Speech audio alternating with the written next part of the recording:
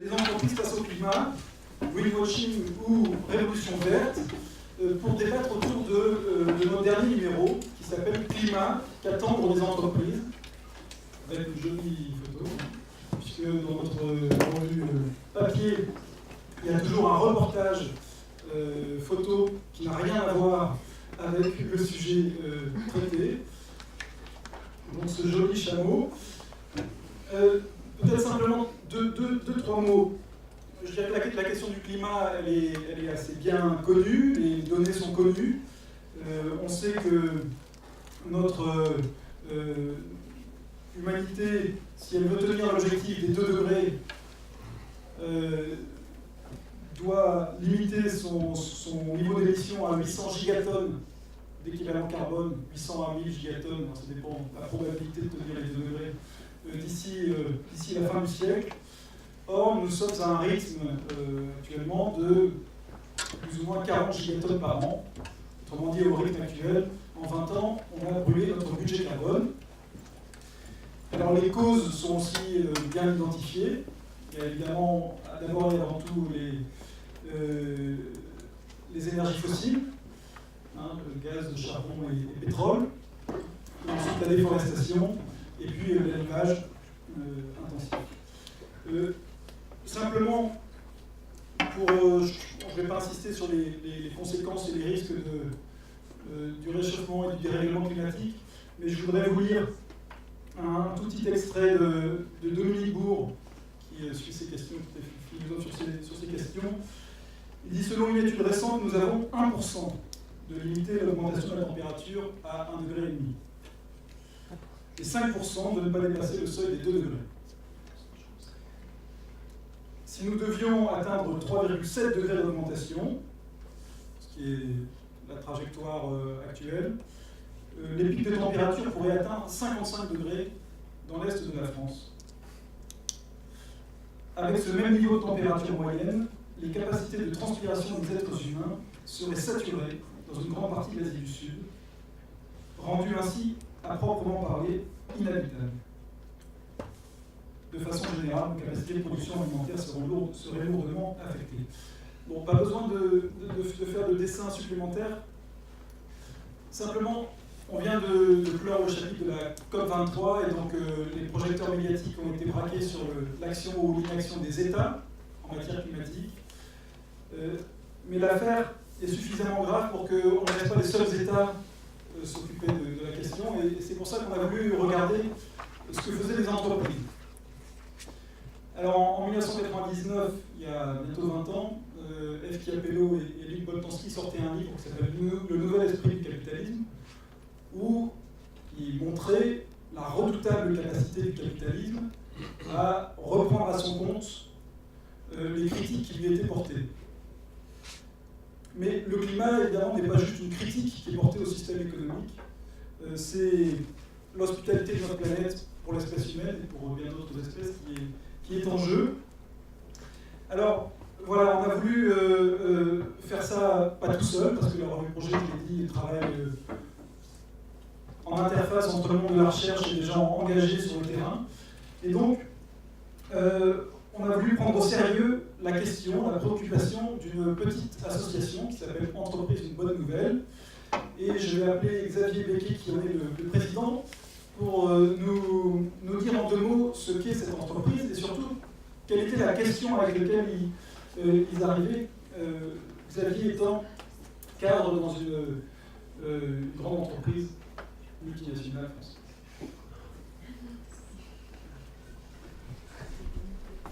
Bonjour à tous. Alors pour reprendre ce que disait Jean sur les partenariats de l'équipe de la revue Projet avec les associations, tu as mentionné les associations syndicales, les associations écologiques, les associations humanitaires. Nous, on est une association en fait qui est de genre d'entreprise, Entreprise une bonne nouvelle, et qui a pour objectif de regarder comment est-ce que l'entreprise peut contribuer finalement à un monde plus juste et plus humain. Comment est-ce qu'on peut transformer l'entreprise de l'intérieur? Comment est-ce qu'on peut écouter aussi ce que disent les gens de l'extérieur et transformer dans nos façons d'agir. Les entreprises sont des acteurs majeurs de la transformation du réel. Transformation de la matière, bien sûr, avec des impacts environnementaux, mais aussi transformation sur des façons de vivre, transformation, je dirais, pour les citoyens, transformation pour les salariés. C'est une source de revenus, c'est une source d'inclusion aussi, ou d'exclusion sociale, mais aussi de développement, toute paupérisation des territoires. Et donc voilà, c'est ça qui a fait que on s'est rencontrés sur le projet, sur une question aujourd'hui qui évidemment est clé, qui est la question de l'environnement. Donc l'entreprise ne peut pas échapper à cette question de l'environnement. Ça ne veut pas dire pour moi qu'elle est, par définition, l'acteur qui va sauver le monde. Parce qu'il faut tenir horizontalement le... il me semble. C'est mieux comme ça. Ou mieux sans micro peut-être. Vous entendez au bout ou pas? Oui, je sais qu'il y a un peu désagréable. Voilà. Je vais vous donner ça, j'essaie de parler comme ça. Donc, nous, on n'est pas du tout dans l'idée de se dire l'entreprise est ce qui va sauver le monde.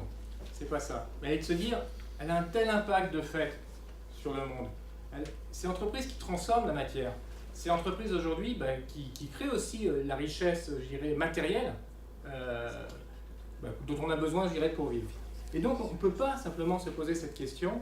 On ne peut pas rentrer dans un questionnement fort, ne pas rentrer dans un questionnement fort à la fois sur la nature de l'entreprise, mais aussi son type d'interaction avec l'ensemble des parties prenantes. Je dirais que c'est les territoires, le public, mais les salariés, les fournisseurs et tout le monde. Réfléchissez un peu en préparant ça. En fait, il y a 2500 ans, les Grecs ont eu Hippocrate et ont travaillé, qui a fait, je dirais, le serment d'Hippocrate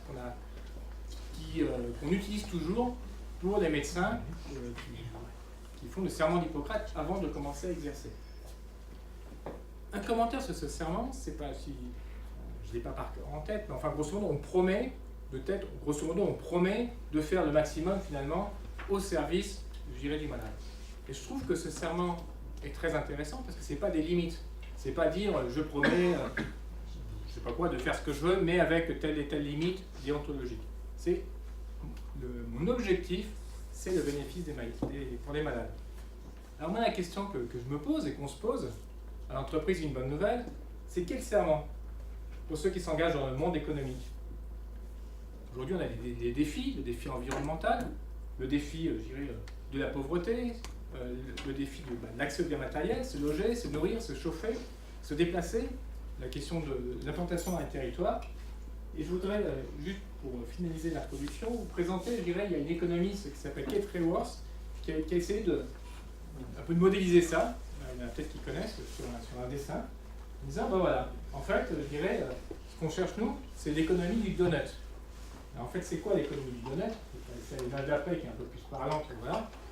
Qui est de dire, en fait, l'économie, elle a un enjeu d'être au-delà du cercle intérieur ou d'un plancher qui a un minimum social, c'est apporter le minimum que les gens, l'humanité, aient le minimum à sa disposition pour avoir de l'eau, pour avoir une certaine dignité dans la vie, une certaine sécurité dans la vie, de l'éducation, etc. Et puis, aujourd'hui, on le voit, on est confronté aussi à un maximum.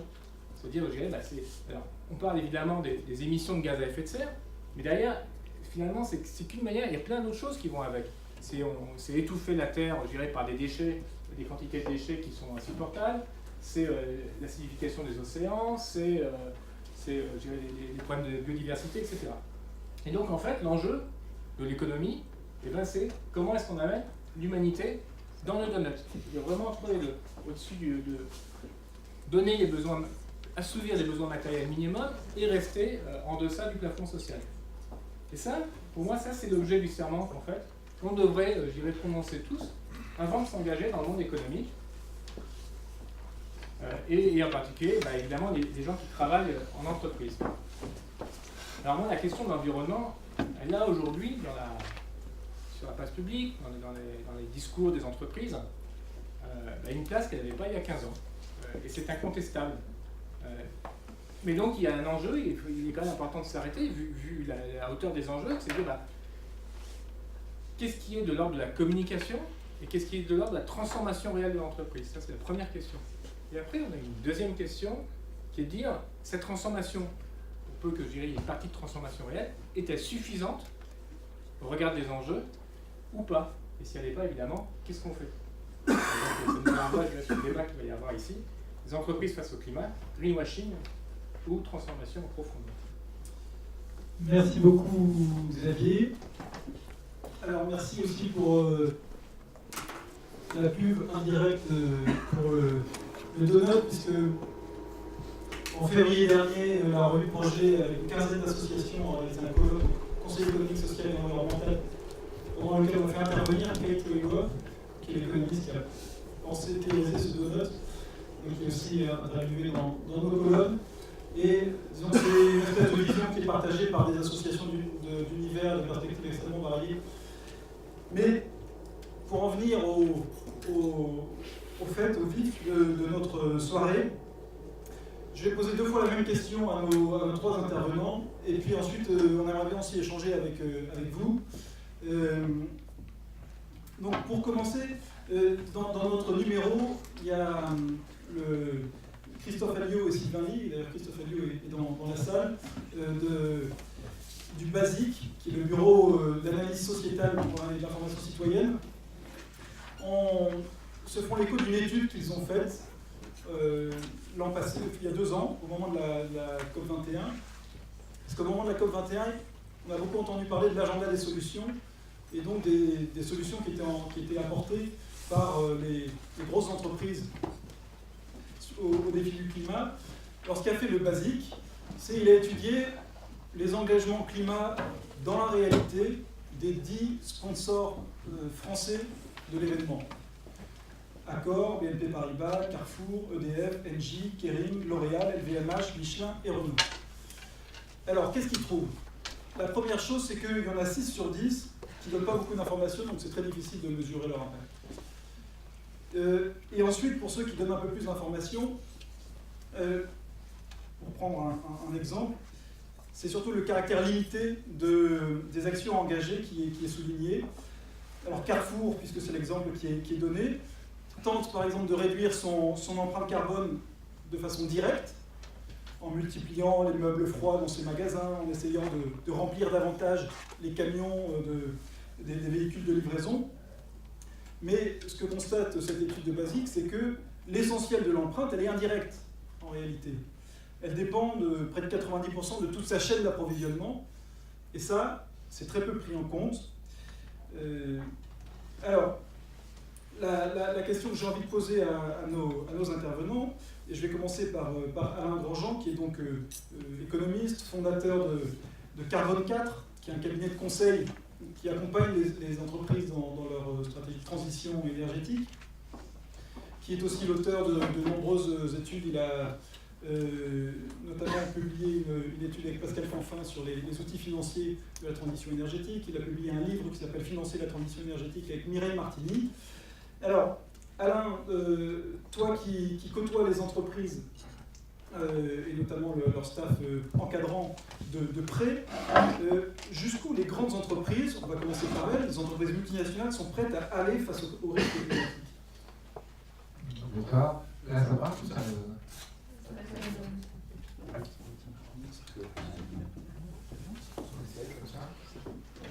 Là, ça va? C'est l'autre. Sur le micro, je pense que c'est vrai. Alors, c'est une question difficile parce que les grandes entreprises ne sont pas des comportements du tout homogènes de l'une à l'autre. Elles n'ont pas du tout les mêmes enjeux en matière de transition énergétique. Donc, je vais essayer de résumer tout ça en quelques mots et puis tu m'en parles avec. J'aurais été autre voilà. Alors, il y a 5 minutes. Donc, d'abord, Carbone 4, on existe depuis une dizaine d'années. On a réalisé une petite mini-émission et on connaît effectivement pas mal ces entreprises, pas toutes, mais enfin, au moins 60% du CAC 40, donc je pense qu'on a un peu de matériaux pour raisonner. Deuxièmement, dans la question du risque climatique, il y a 2 sujets complètement différents. Il y a un sujet qui est ce qu'on appelle le risque de transition, qui est est-ce que nos modèles économiques vont être mis en cause par le fait qu'on a lutté contre le changement climatique. Donc, je suis une entreprise mine de charbon, est-ce que j'ai un risque ou non du fait qu'on va sans doute arrêter de charbonnière.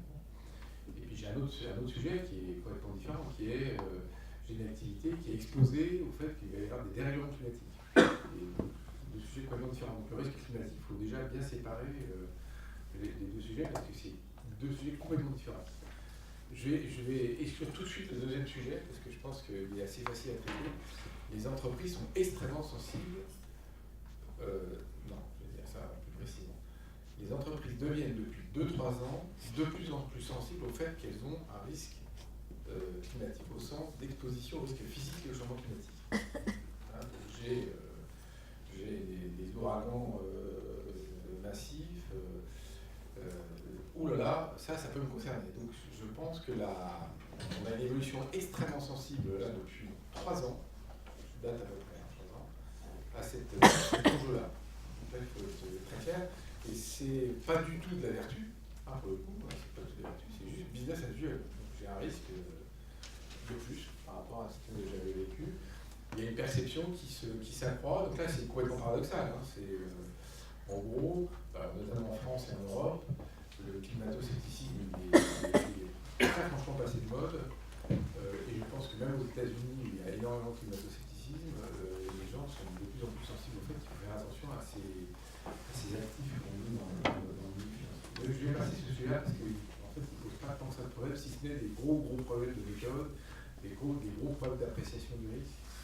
Mais bon, il y a plein d'autres cas où c'est difficile d'apprécier. Donc je vais revenir sur l'autre point qui est est-ce que j'ai un comportement de nature à réduire mon impact sur le changement climatique? Est-ce que j'ai un comportement qui est de nature à réduire mon empreinte carbone? Est-ce que j'ai un comportement qui bouge en la matière? Alors, là je dis, les entreprises varient beaucoup de l'une à l'autre.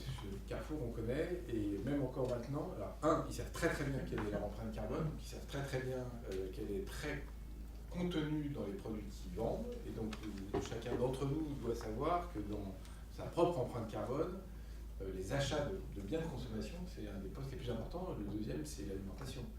Alors qu'on croit tous qu'en général, c'est le transport et le chauffage, donc c'est des sujets extrêmement lourds. Bon. Donc Carrefour est comme nous. On est vachement prêt à faire plein d'efforts, mais je ne suis pas complètement sûr qu'on soit tous prêts à passer son portable, son micro, la lumière, etc.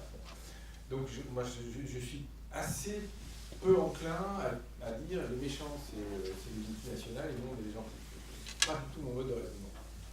Deuxièmement, donc certaines savent très bien, d'autres moins bien, certaines communiquent assez clairement, d'autres moins bien. Il y a des stratégies qui sont assez différentes selon les entreprises.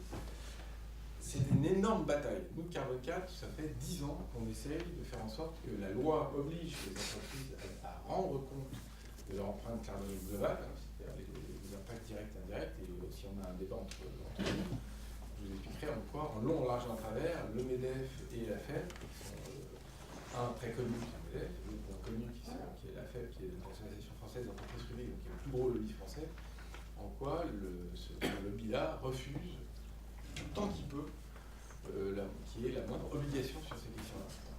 Donc après, la grande question qui se pose, c'est est-ce que on doit rendre obligatoire ces choses-là? Est-ce qu'on doit au contraire attendre que, par l'opération du sacrifice, excusez-moi de vous dire ici, les entreprises se mettent vertueuses et se mettent à dire des choses qui leur coûtent un peu, je ne sais pas, ça on peut en discuter. Alors, dans les entreprises qui ont commencé à prendre conscience du fait qu'il y a vraiment elles ont une responsabilité majeure sur le climat, et donc elles ont un impact, numéro 1, elles ont commencé à apprécier cet impact.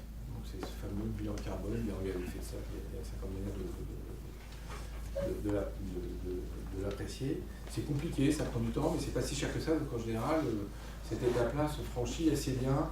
Et puis il y a maintenant une pression sociale qui est extrêmement forte. Donc de plus en plus, je vois qu'ils le font.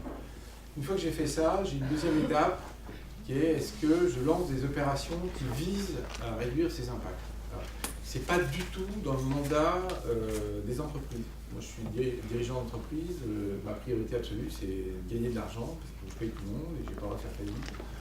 Donc, est-ce qu'on peut reprocher au patron de ne pas tenir compte d'un enjeu qui n'est pas directement dans leur mandat social? C'est aussi un débat qu'il faut qu'on ait, parce que je pense que c'est un énorme sujet. Hein, ça qui est, c'est quoi la nature juridique de l'entreprise? C'est quoi ce qu'on doit lui lui imposer comme cadre. Alors il y a certaines entreprises, je réponds toujours à la question, qui avancent sur ce sujet-là, qui font des actions. Ces actions sont très limitées dans la réalité, parce qu'il n'y a aucun prix dans leur comptabilité et dans la comptabilité générale des entreprises, il n'y a aucun prix au carbone, donc il n'y a aucun intérêt économique à agir. Donc c'est aussi une des raisons pour lesquelles nous, ça fait des dizaines d'années, une dizaine d'années qu'on s'occupe du fait qu'il y ait un prix au carbone qui est en train de se mettre en place en France. Il y a une taxe carbone, il y a un prix du carbone européen qui ne marche pas, mais de ça aussi on essaie de s'occuper pour créer une valeur économique, parce que je pense que l'alignement des intérêts c'est un truc stratégique. Et donc tant qu'il y a un désalignement d'intérêt complet entre l'intérêt économique d'entreprise et l'intérêt général, on peut faire des codes morales, mais je pense qu'on aura du mal à faire beaucoup de choses. Donc il y a des entreprises qui malgré ça avancent, d'autres qui font rien. Et troisième, et j'ai terminé, troisième grande question, est-ce que les entreprises, notamment les grandes, se rendent compte qu'en fait il va falloir qu'elles fassent évoluer massivement leur business model dans les années qui viennent, et donc abandonner fortement tout un tas d'activités qui vont cesser d'être socialement acceptables. Alors là, il y en a très peu. Il y en a très peu, mais je vais prendre un exemple qui va vous faire réagir un tout petit peu, c'est Total. Total n'est pas du tout une entreprise considérée en général par les parties prenantes comme étant une entreprise responsable, c'est une entreprise qui est extrêmement mal notée. Moi, je pense que c'est exactement l'inverse. Je pense que c'est un des acteurs qui a.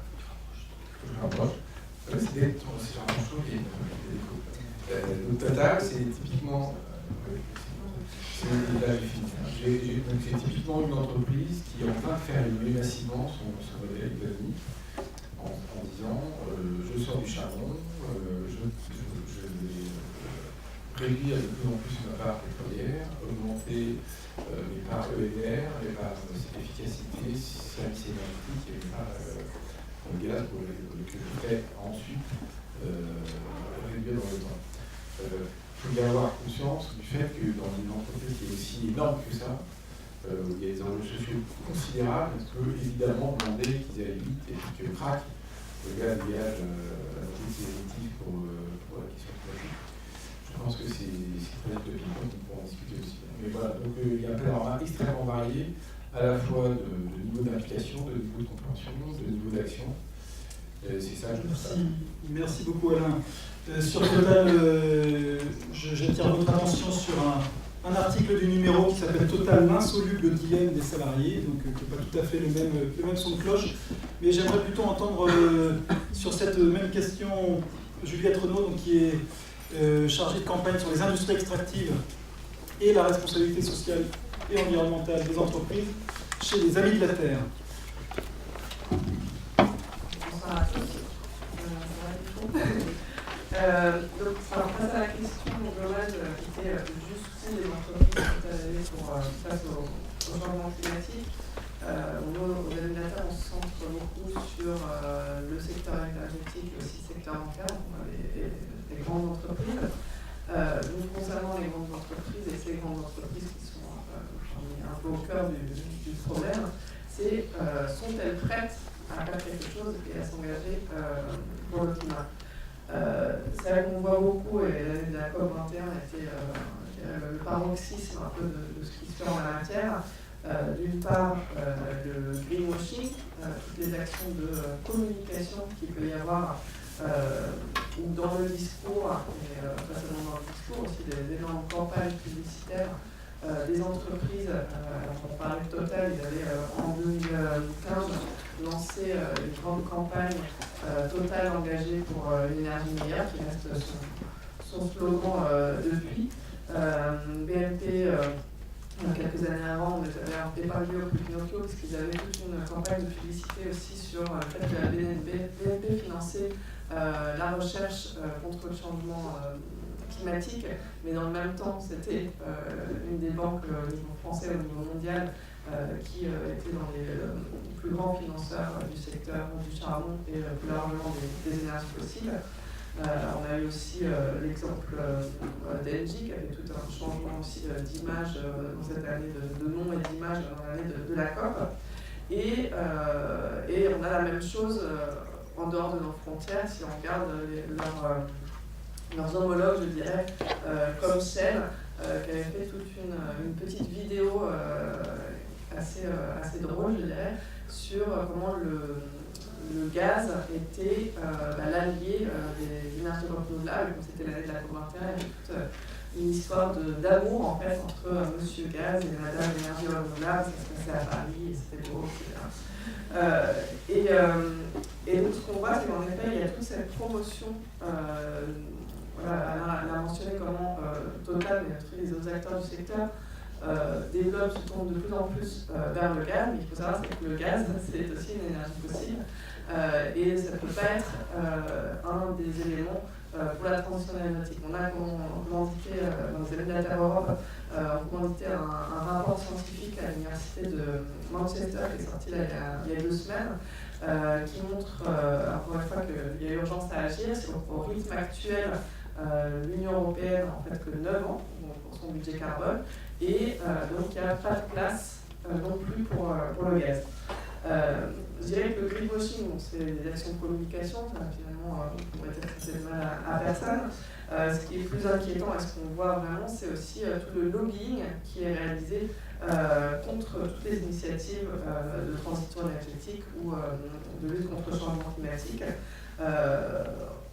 On parle aussi, voilà, on mentionnait le fait que Total aussi et d'autres grandes entreprises du secteur des énergies fossiles se tournent aussi vers le secteur des énergies renouvelables. Nous, ce qu'on a pu voir avec notamment nos partenaires du Corporate Europe Observatory, c'est comment les grands énergéticiens, le secteur des énergies fossiles, ont infiltré les lobbies, les groupes d'intérêt des énergies renouvelables à Bruxelles, pour en fait, d'une part, faire baisser les demandes en termes d'objectifs de développement des énergies renouvelables de l'Europe, et par ailleurs aussi faire encore une fois cette promotion du gaz qui serait le grand allié des renouvelables et de la transition énergétique. Ce qu'on voit aussi l'influence au niveau des négociations sur le climat, où les entreprises influencent non seulement l'agenda, mais aussi le contenu des négociations en proposant souvent des fausses solutions, beaucoup de choses liées à des mécanismes de marché qui finalement nous enfoncent dans une financiarisation de l'économie, notamment du secteur de l'énergie qui est déjà très financiarisé. En termes aussi de fausses solutions, en ce moment on a une campagne sur la question du projet de Total dans le sud de la France qui veut reconvertir sa raffinerie, de la raffinerie qu'il a en bio-raffinerie, qui cette fois passerait en raffinerie non pas du pétrole mais des agrocarburants. Et donc on passe d'une énergie problématique à une autre énergie problématique. Et donc nous, ce qu'on leur demande, c'est de renoncer à ce projet et de penser une réelle transition qui soit concertée aussi avec les salariés, parce qu'il y a beaucoup d'emplois menacés. Donc juste pour, je vais trop combien de temps il me reste, mais sur les questions du lobbying, rappeler qu'au niveau européen, là où on a plus de données aussi, on en aura peut-être un peu plus en France maintenant avec la loi Sapin, mais les entreprises énergétiques, et notamment Engie, EDF et Total, sont dans les entreprises françaises les 3 plus gros budgets de lobbying à Bruxelles, avec entre 1 750 et 2 millions dépensés par an, et ça ne tient pas compte du lobbying qui est fait aussi au travers des associations industrielles, de leurs filiales, etc. Donc on voit les budgets qui sont, les moyens qui sont mis en œuvre pour bloquer toutes ces législations. Et puis on a, à côté du lobbying, je dirais plus traditionnel, on a aussi les questions de conflit d'intérêts, et notamment on travaille sur la question des développements d'infrastructures gazières, et le fait que ce monde ne va pas se lancer dans de nouveaux projets d'infrastructures qui encore finalement nous enfoncent dans une dépendance aux énergies fossiles. Et là on voit qu'au niveau européen, l'entité qui s'appelle l'ENSOG, qui est chargée de définir les besoins en infrastructure qu'on a, et ben en fait elle est composée par les industriels ou des personnes qui dépendent de l'industrie. Donc forcément, eux ils nous disent qu'on a besoin de toujours plus d'infrastructures. Et pourquoi aussi? C'est parce qu'après, ils vont pouvoir placer ces projets sur ce qu'on appelle la liste de projets d'intérêt commun. et obtenir d'une part une facilitation de tout ce qui est démarche administrative, l'obtention des permis, etc. et surtout des subventions publiques. Et donc on a justement après-demain la publication de la nouvelle liste de projets d'intérêt commun. Dans la dernière, on avait 77 projets gaziers. Là, apparemment, on va en avoir une cinquantaine, mais c'est pas que vraiment, c'est juste qu'ils les ont regroupés. Et donc en fait, on en a plus, on en aura plus de 90. Merci beaucoup Juliette. Alors je vais passer le micro à Swan Baumier, qui lui est docteur associé à Sciences Po et enseignant à l'Université de Paris 1, Panthéon-Sorbonne. Tu signes, Swan, dans le numéro un article intitulé « 2 degrés ou de force ». Chapeau, hein. Bravo l'équipe de rédaction. C'est le titre est de... Donc, et tu soulignes qu'il y a deux conceptions qui s'opposent de l'entreprise en fait derrière cette question du climat. Une conception prédominante d'un acteur privé qui se soumet plus ou moins aux règles qui lui sont imposées, et puis une conception qui émerge doucement de l'entreprise comme un acteur politique à part entière. J'aimerais bien t'entendre sur ce point. Tu peux prendre celui-là peut-être. On va espérer que ça ne se passe pas trop.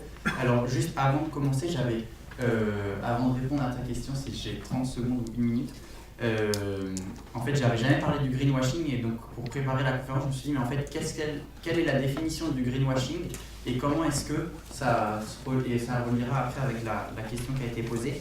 Alors, je suis allé sur le site de Novetic, qui dit: le greenwashing est une méthode de marketing consistant à communiquer auprès du public en utilisant l'argument écologique. Le but du greenwashing étant de se donner une image éco-responsable assez éloignée de la réalité. La pratique du greenwashing est trompeuse et peut être assimilée à la publicité mensongère.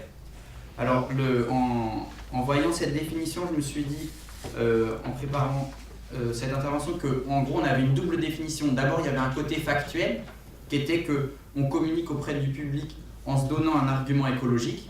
Bon. Et de l'autre côté, il y a une charge normative qui porte un jugement sur la façon dont se fait cette communication, qui est de se donner une image éco-responsable assez éloignée de la réalité. Donc là, on voit en gros qu'on a deux notions, l'une factuelle et l'autre qui est à quel point on est dans quelque chose qui est fidèle à la réalité. Et à mon sens, et à mon avis c'est tout à fait légitime, quand on se dit telle entreprise fait du greenwashing, souvent c'est quelque chose c'est un sentiment moral qui est assez inné.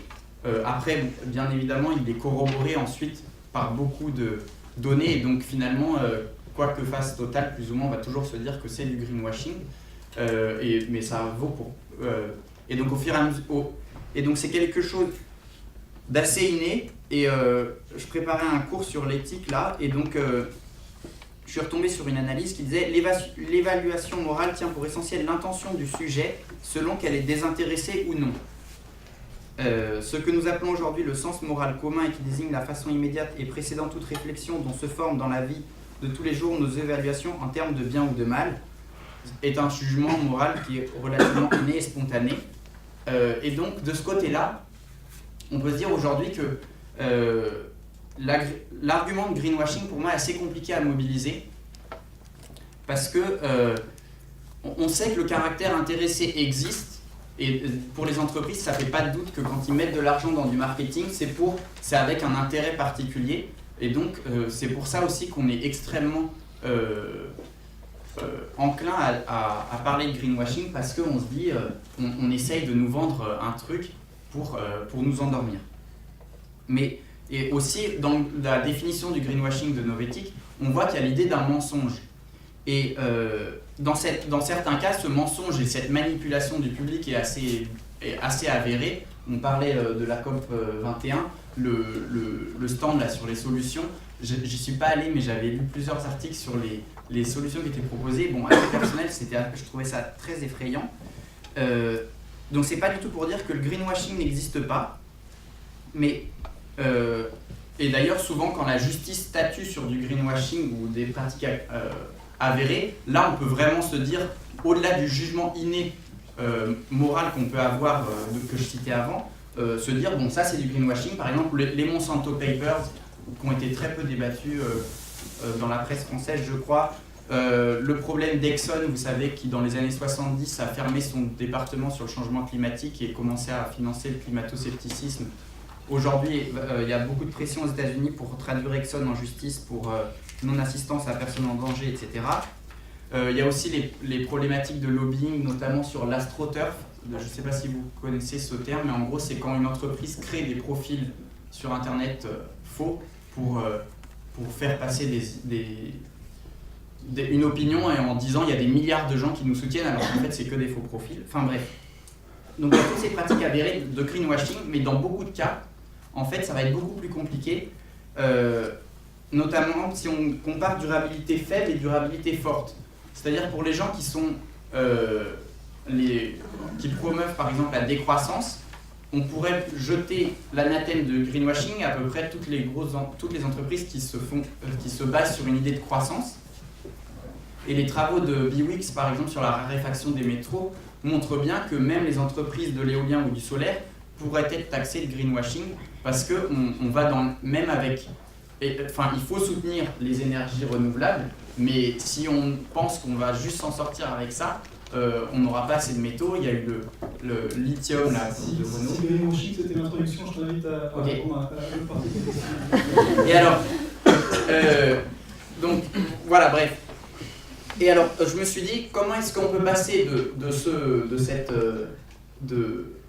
constat moral et en gros, on est un peu enfermé par ce débat-là, de savoir est-ce que les gens sont fiables ou pas, à ce que je dis donc dans l'article, en séparant deux conceptions de l'entreprise. Donc la conception où on se dit l'entreprise est un acteur privé qui répond aux lois qui lui sont données et qui répond aux normes éthiques.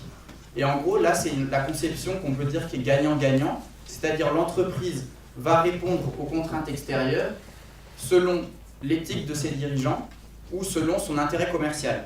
Donc par exemple, dans l'article, je distingue deux façons d'approcher cette approche gagnant-gagnant. La première, c'est la philanthropie, c'est-à-dire c'est quand Total va financer l'ONG qui donne des petites batteries solaires pour les villages du Nigeria autour de sa zone d'activité, ou qui va telle entreprise qui va soutenir une fondation qui œuvre pour la reforestation dans une communauté à l'autre bout de la planète, mais qui n'a pas de relation du tout avec son cœur de business et avec ce qu'elle fait au quotidien.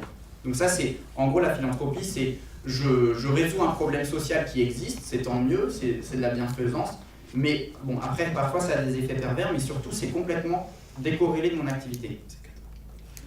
Ouais, c'est cadeau. La deuxième, c'est en gros, c'est l'approche managériale. C'est ce qui se fait en fait quasiment partout maintenant. C'est-à-dire tout ce qui est gagnant-gagnant, on dit regardez, j'ai diminué. Je me suis rendu compte un jour que en fait, si je faisais de l'éco-packaging, j'allais pouvoir mettre davantage dans le container. Donc finalement, l'empreinte carbone de chacun des éléments que je vous vends a une empreinte carbone moindre. En plus, je me suis rendu compte qu'en réutilisant l'eau, ça allait me faire gagner de l'argent. Donc finalement, l'écologie et la croissance, enfin tout peut s'aligner. L'alignement des planètes est parfait, mais pour moi, en fait, en gros, c'est juste de la bonne gestion. Et en gros, c'est ce que les entreprises auraient dû se rendre compte si elles étaient, s'il n'y avait pas de charge idéologique contre l'écologie, c'est ce qu'elles auraient dû faire depuis 100 ans, en se rendant compte qu'il y a beaucoup de démarches écologiques qui sont aussi rentables. Mais ça veut dire que dès que quelque chose n'est plus rentable économiquement, l'entreprise ne va plus le faire.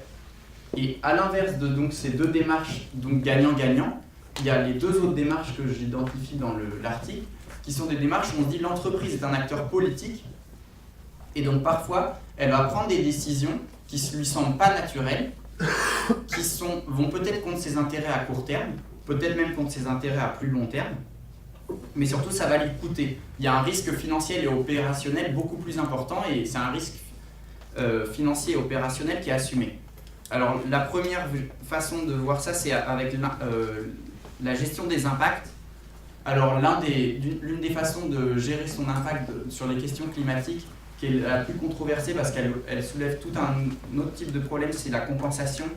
Donc c'est par exemple le système REDD+, qui a été mis en place, vous savez, où en gros, vous pouvez vous dire, et ça tiendra en une minute, vous pouvez vous dire, quand je voyage en avion, Et j'ai des amis, par exemple, on reviendra là-dessus après, mais sur la génération EasyJet. Mais en gros, vous pouvez vous dire, bon, moi je vais tous les week-ends dans une capitale européenne, mais c'est pas grave, j'ai payé mes 50 balles pour planter 3 arbres au Burkina ou dans la forêt équatorienne. Et en gros, dans ce cas, les entreprises maintenant se disent, bon, je vais faire de la compensation. Alors on peut se dire c'est du greenwashing parce que ça pose tout un tas de problèmes aux communautés sur place, mais en même temps, donc c'est pour ça que le terme de greenwashing, je trouve ça compliqué, mais en même temps, peut-être qu'on peut trouver d'autres solutions que ce système REDD+, là, mais en gros, ça leur coûte cher, et à terme, on pourrait se dire, bon, cet impact-là, c'est ce que je cite par exemple avec le procès qui a été lancé aux Philippines. Aux Philippines, les États maintenant commencent à attaquer des entreprises en leur disant, ce que vous faites, vous n'allez pas réparer votre impact, donc aux Philippines, c'est vis-à-vis des catastrophes naturelles, et de dire maintenant vous allez aligner l'argent pour nous aider à nous protéger contre les désastres climatiques. Pareil, il y a Greenpeace et Nature et Jeunesse, donc deux ONG, Greenpeace Norvège aussi, et Nature et Jeunesse qui est une autre organisation en Norvège qui est en train d'attaquer l'État norvégien pour son soutien à l'exploration pétrolière après la COP21. Donc il y a des façons très contraignantes de dire vous allez réparer votre impact avec de l'argent et ça va vous coûter cher. Et enfin la dernière, et je terminerai là-dessus, c'est une vision politique de l'entreprise où l'entreprise se dit je change, comme disait Xavier, je suis en train de changer le monde, la matière, les conditions de vie. Donc je suis un acteur politique au sens plein du terme, et donc il faut que je change de paradigme, peut-être même qu'il faut que j'arrête mon business, donc c'est le cas par exemple de toutes les personnes qui sont dans les énergies fossiles, ça c'est pas soutenable, il faut que je change complètement, et donc c'est un peu un saut dans le vide, avec donc des sauts dans le vide plus ou moins rapides. Par exemple Microsoft, j'avais découvert ça, maintenant a lancé ses propres programmes de production d'énergie, et donc maintenant Microsoft gère des centrales d'énergie renouvelable, gère ses propres parcs éoliens et solaires, etc. Alors on peut se dire, bon, donc si on est dans la durabilité forte, on se dit de toute façon il faut plus de centres de données, on va dans le mur parce que ça consomme trop, etc. Mais c'est quand même un changement assez fort par rapport à ce qu'on se disait qu'était Microsoft il y a 20 ans. Et enfin, le dernier point, c'est le désinvestissement. Alors on a vu qu'il y a BNP qui a annoncé qu'il allait arrêter de financer le gaz et le pétrole de schiste et les sables bitumineux. C'est quelque chose qui semblait complètement irréaliste il y a peut-être encore 5 ans, de voir qu'il y a des acteurs majeurs de la finance qui décident de se dire que des secteurs qui sont apparemment très rentables, en fait, ils vont décider volontairement de ne pas y aller parce qu'ils ont une responsabilité politique pour le bien commun qui les enjoint à ne pas aller au-delà. Voilà. Merci Swan. Je m'excuse de te passer un peu, mais j'aimerais bien qu'on ait le temps du débat avec la salle. Alors, tu as bien dit que dans de nombreuses entreprises, la tension était intenable en fait entre la volonté ou la prétention à prendre en compte l'enjeu climatique et puis l'exigence de rentabilité. Ça, c'est une tension qui est reflétée dans un certain nombre de témoignages qu'on a recueillis dans le numéro.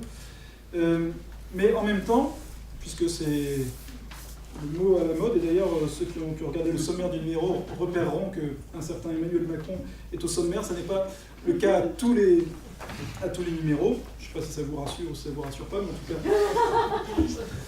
C'est tendance, on va dire. Ouais, c'est hyper tendance. C'est quand même pas mal.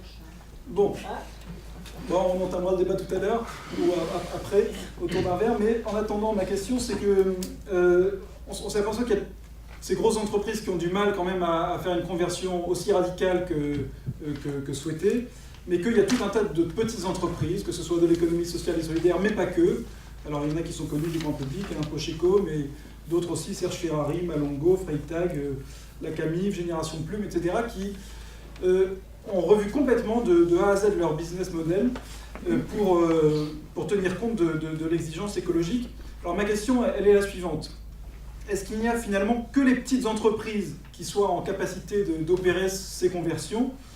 Et puis, plus largement, quelles sont les lois qu'il faut changer pour que ce ne soient pas uniquement les entreprises bien intentionnées qui opèrent la conversion, mais qu'on accélère la transformation de toutes, car le temps presse. Et le temps presse, donc Swan, je vais te demander de faire une réponse brève. Merci. Ok. Alors, je pense que pour les petites entreprises qui se créent aujourd'hui, c'est beaucoup plus facile pour elles parce qu'elles n'ont pas de... Enfin, elles arrivent dans un contexte bien particulier, elles n'ont pas encore des normes de travail, des fournisseurs, des clients, des investisseurs qui leur ont imposé depuis 20, 30, 50, 100 ans des procédures, des façons de penser, etc. Donc le changement, enfin, une entreprise qui se crée aujourd'hui peut envisager les choses de façon tout à fait différente d'une entreprise qui a 50 ans d'histoire et un passé, les employés qui sont là depuis 30 ans avec des démarches et une culture, etc., complètement différente et très difficile à changer. Par contre, c'est pas pour dire que les grandes ne peuvent rien faire. Il y a un cas qui fait école un peu partout, c'est l'entreprise Interface, donc on connaît très mal, mais qui est une multinationale dans les revêtements pour sol. Donc ils font de la moquette, du carrelage, du parquet, etc. Et ils se sont dit, nous, il faut qu'on change absolument tout, parce qu'on a un impact de folie. À chaque fois que quelqu'un arrache sa moquette, ça va dans la mer et à la fin, le poisson mange du plastique. Parce qu'ils faisaient des moquettes synthétiques, etc. Bref. Donc ils se sont dit, on va tout réinventer. Et donc ils ont lancé, en gros, ils se sont mis dans l'économie circulaire en tant que multinationale. Et ils ont... Et ce qu'on voit d'ailleurs à chaque fois que les entreprises existantes essayent de changer, un gros problème, c'est que tout d'un coup, si elles intègrent en gros les externalités, comme leurs concurrents ne payent pas pour les externalités qu'elles ont intégrées, donc par exemple Interface, ils ont dû mettre en place une chaîne logistique pour récupérer les vieilles moquettes. Après, ils ont changé de business model dans le sens où ils vous vendent plus la moquette, mais ils vous la louent. Ce qui pose aussi un autre problème parce qu'en fait, quand vous êtes à la retraite, vos revenus chutent, mais vous devez toujours payer pour la location de la moquette. Mais après, donc finalement, il y a plein d'enjeux sociaux aussi qui se posent là-dessus. Mais en gros, ce qui permet, c'est qu'en fait, comme ils sont toujours les propriétaires de la moquette, en fait, ils s'assurent de son recyclage, de son réutilisation, etc. Bref, ça pose des problèmes de comptabilité, en gros. Parce que je voyais que là, il y a un revue de projet sur la fiche qui décide de ce qui compte. Et aujourd'hui, c'est l'IFRS qui est un cabinet, c'est une institution complètement privée de comptables qui décide des normes comptables et qui décide donc en gros de quel est le taux de dépréciation, par exemple, de la fameuse moquette que vous avez louée, etc. Et donc, sans qu'on change la norme comptable, il est extrêmement difficile pour ces entreprises de devenir compétitives. Donc il y a tout ce genre de problèmes qui sont des problèmes super techniques, donc je ne rentrerai pas là-dedans, mais dans un livre, je fais un petit teaser, on va publier en janvier un bouquin avec Cécile Renoir où on parle de tout ça. Après, il y a l'activisme actionnarial, il y a Exxon par exemple, à la dernière assemblée générale, je crois, il y a une motion qui a été déposée par les actionnaires pour demander à ce que Exxon présente sa feuille de route pour maintenir sa trajectoire sous les 2 degrés. Donc ça, c'est un type de pression qui peut être assez fort, ou à terme, on peut s'imaginer que les investisseurs, voyant qu'Exxon ne compte rien faire, vont s'en aller. Et ensuite, pour avancer, on pourrait parler du changement des subventions publiques, qui là peut avoir un énorme impact sur la façon dont les entreprises réfléchissent. Un rapport d'Oil Change International, des Amis de la Terre, de WWF, et je sais plus qui est le dernier. Bref, Oil Change International, c'est une très bonne ONG qui fait des super études. En juillet 2017, ils ont fait une étude sur les pays du G20, et ils ont remarqué que entre 2000, le G20 subventionne 4 fois plus les énergies fossiles que les énergies renouvelables. Et l'Allemagne, qui est présentée comme le bon élève, en tout cas au niveau européen, si ce n'est mondial, entre 2013 et 2015, ils ont donné 3,5 milliards de dollars par an aux énergies fossiles et 2,4 milliards de dollars par an aux énergies renouvelables. Donc même le meilleur élève, en gros, continue à subventionner davantage les énergies fossiles que les énergies renouvelables. Donc tout ça, c'est des leviers qu'on a. Et après, pour revenir à une question beaucoup plus large, il y a aussi l'idée de sobriété, et à mon avis, on ne coupera pas là-dessus, qui est de se demander comment est-ce qu'on peut inventer des nouveaux modèles de société où on n'est pas toujours dans la croissance et dans l'achat de davantage. Je parlais de la génération EasyJet, mais en gros, c'est comment est-ce qu'aussi on peut modifier nos représentations culturelles de ce que c'est qu'une vie bonne et une vie réussie, Aujourd'hui, un cadre qui voyage dans le monde pour des réunions à la con qui durent 3 heures à l'autre bout de la planète, quand il revient et qu'il dit j'étais à Shanghai et demain je pars à New York, tout le monde dit waouh, t'es trop un beau gosse. On dit rarement t'es une belle gosse parce que c'est souvent des hommes à ce niveau de hiérarchie, mais en gros, il y a une représentation sociale de la réussite qui est aussi dans une veine économique et des représentations qui n'encouragent pas du tout à la sobriété en fait. Donc il y a aussi tous ces leviers à explorer. Merci Swan. Sur cette question de l'hypermobilité en avion, personnellement, je préconise qu'on interdise les voyages internationaux pour moins de 3 semaines, ce qui fait qu'on reprend le temps de goûter le voyage et la rencontre, et les voyages européens pour moins d'1 semaine. Mais, bon, c'est... Merci. Je vais répondre à la question de est-ce que les grandes boîtes peuvent bouger, et sachant que les PME peuvent... Alors, la réponse pour moi c'est oui. Alors je vais prendre des exemples là. Avant de recréer un peu de polémique avec un autre exemple polémique, ce que je voulais dire aussi, c'est qu'on a des représentations extrêmement simplifiées, et tous, chacun d'entre nous, d'une entreprise donnée, alors qu'en fait c'est des animaux complexes. Donc forcément, pour arriver à dire quelque chose d'un peu vrai, d'un peu documenté, je pense qu'il faudrait toujours faire des années d'études croisées avec des dizaines d'universitaires pour arriver à dire quelque chose d'un peu vrai. Donc forcément on caricature tous, plus ou moins. Donc là je vais caricaturer, je vais prendre l'exemple d'Engie. On peut le prendre par la porte, par la fenêtre et autrement.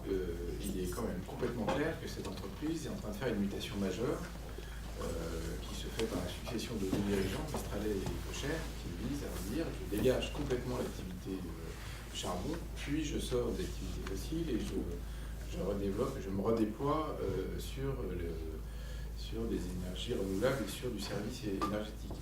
On peut dire non, tout ça c'est pas vrai, si c'est complètement vrai, et c'est avec d'énormes paquets de provisions financières qui ont été passés au bilan de cette entreprise. Ça pourrait aller plus vite. Donc c'est faisable. Je prends juste cet exemple-là qui est plus polémique que celui d'Interface, parce que celui d'Interface il est... je sais pas. Alors deuxièmement, maintenant, cela étant, c'est quand même un tout petit peu exceptionnel. Je pense que, en gros, les énergéticiens européens sont sous une contrainte extrêmement forte, donc avec des risques de casse énormes. Donc c'est un peu logique qui se bouge, et je ne pense pas que ce soit ça la bonne voie. C'est-à-dire, je pense qu'il y a une politique énergétique européenne, notamment dans le secteur électrique, qui est extrêmement dangereuse, qui risque de mettre à plat beaucoup d'entreprises. Je ne pense pas que ce soit une bonne idée.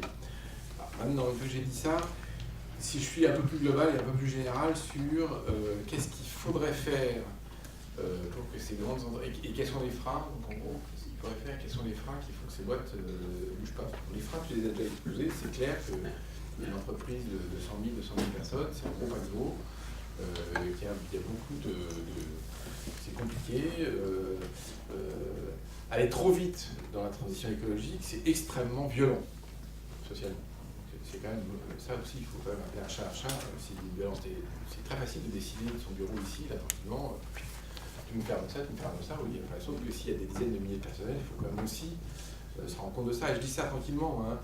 Il y a un énorme sujet en Europe qui s'appelle le charbon. Donc, ce que je redis, c'est très très facile de dire, il n'y a qu'à faut comprendre le charbon.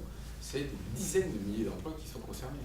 Et les gens sont attachés à leur job et en panique générale. Ça ne veut pas dire qu'il ne faut pas traiter la question, mais ça veut dire que là, il y a une contrainte assez forte. Il y a une deuxième contrainte qui est de l'autre côté, qui est le rendement sur capitaux engagés.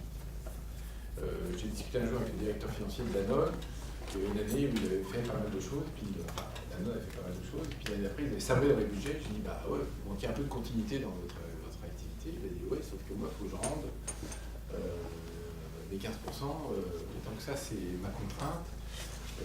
Quand les années sont un peu moins bonnes, j'essaierai de tout. Alors, cette affaire de rendement sur capitaux engagés est très très liée à la mondialisation financière, est très liée à la circulation des capitaux, est très liée à la mobilité internationale du capital. Et donc là, je pense que très tranquillement, on est allé beaucoup trop loin dans cette direction, et donc on a privilégié de fait le court terme sur le moyen long terme.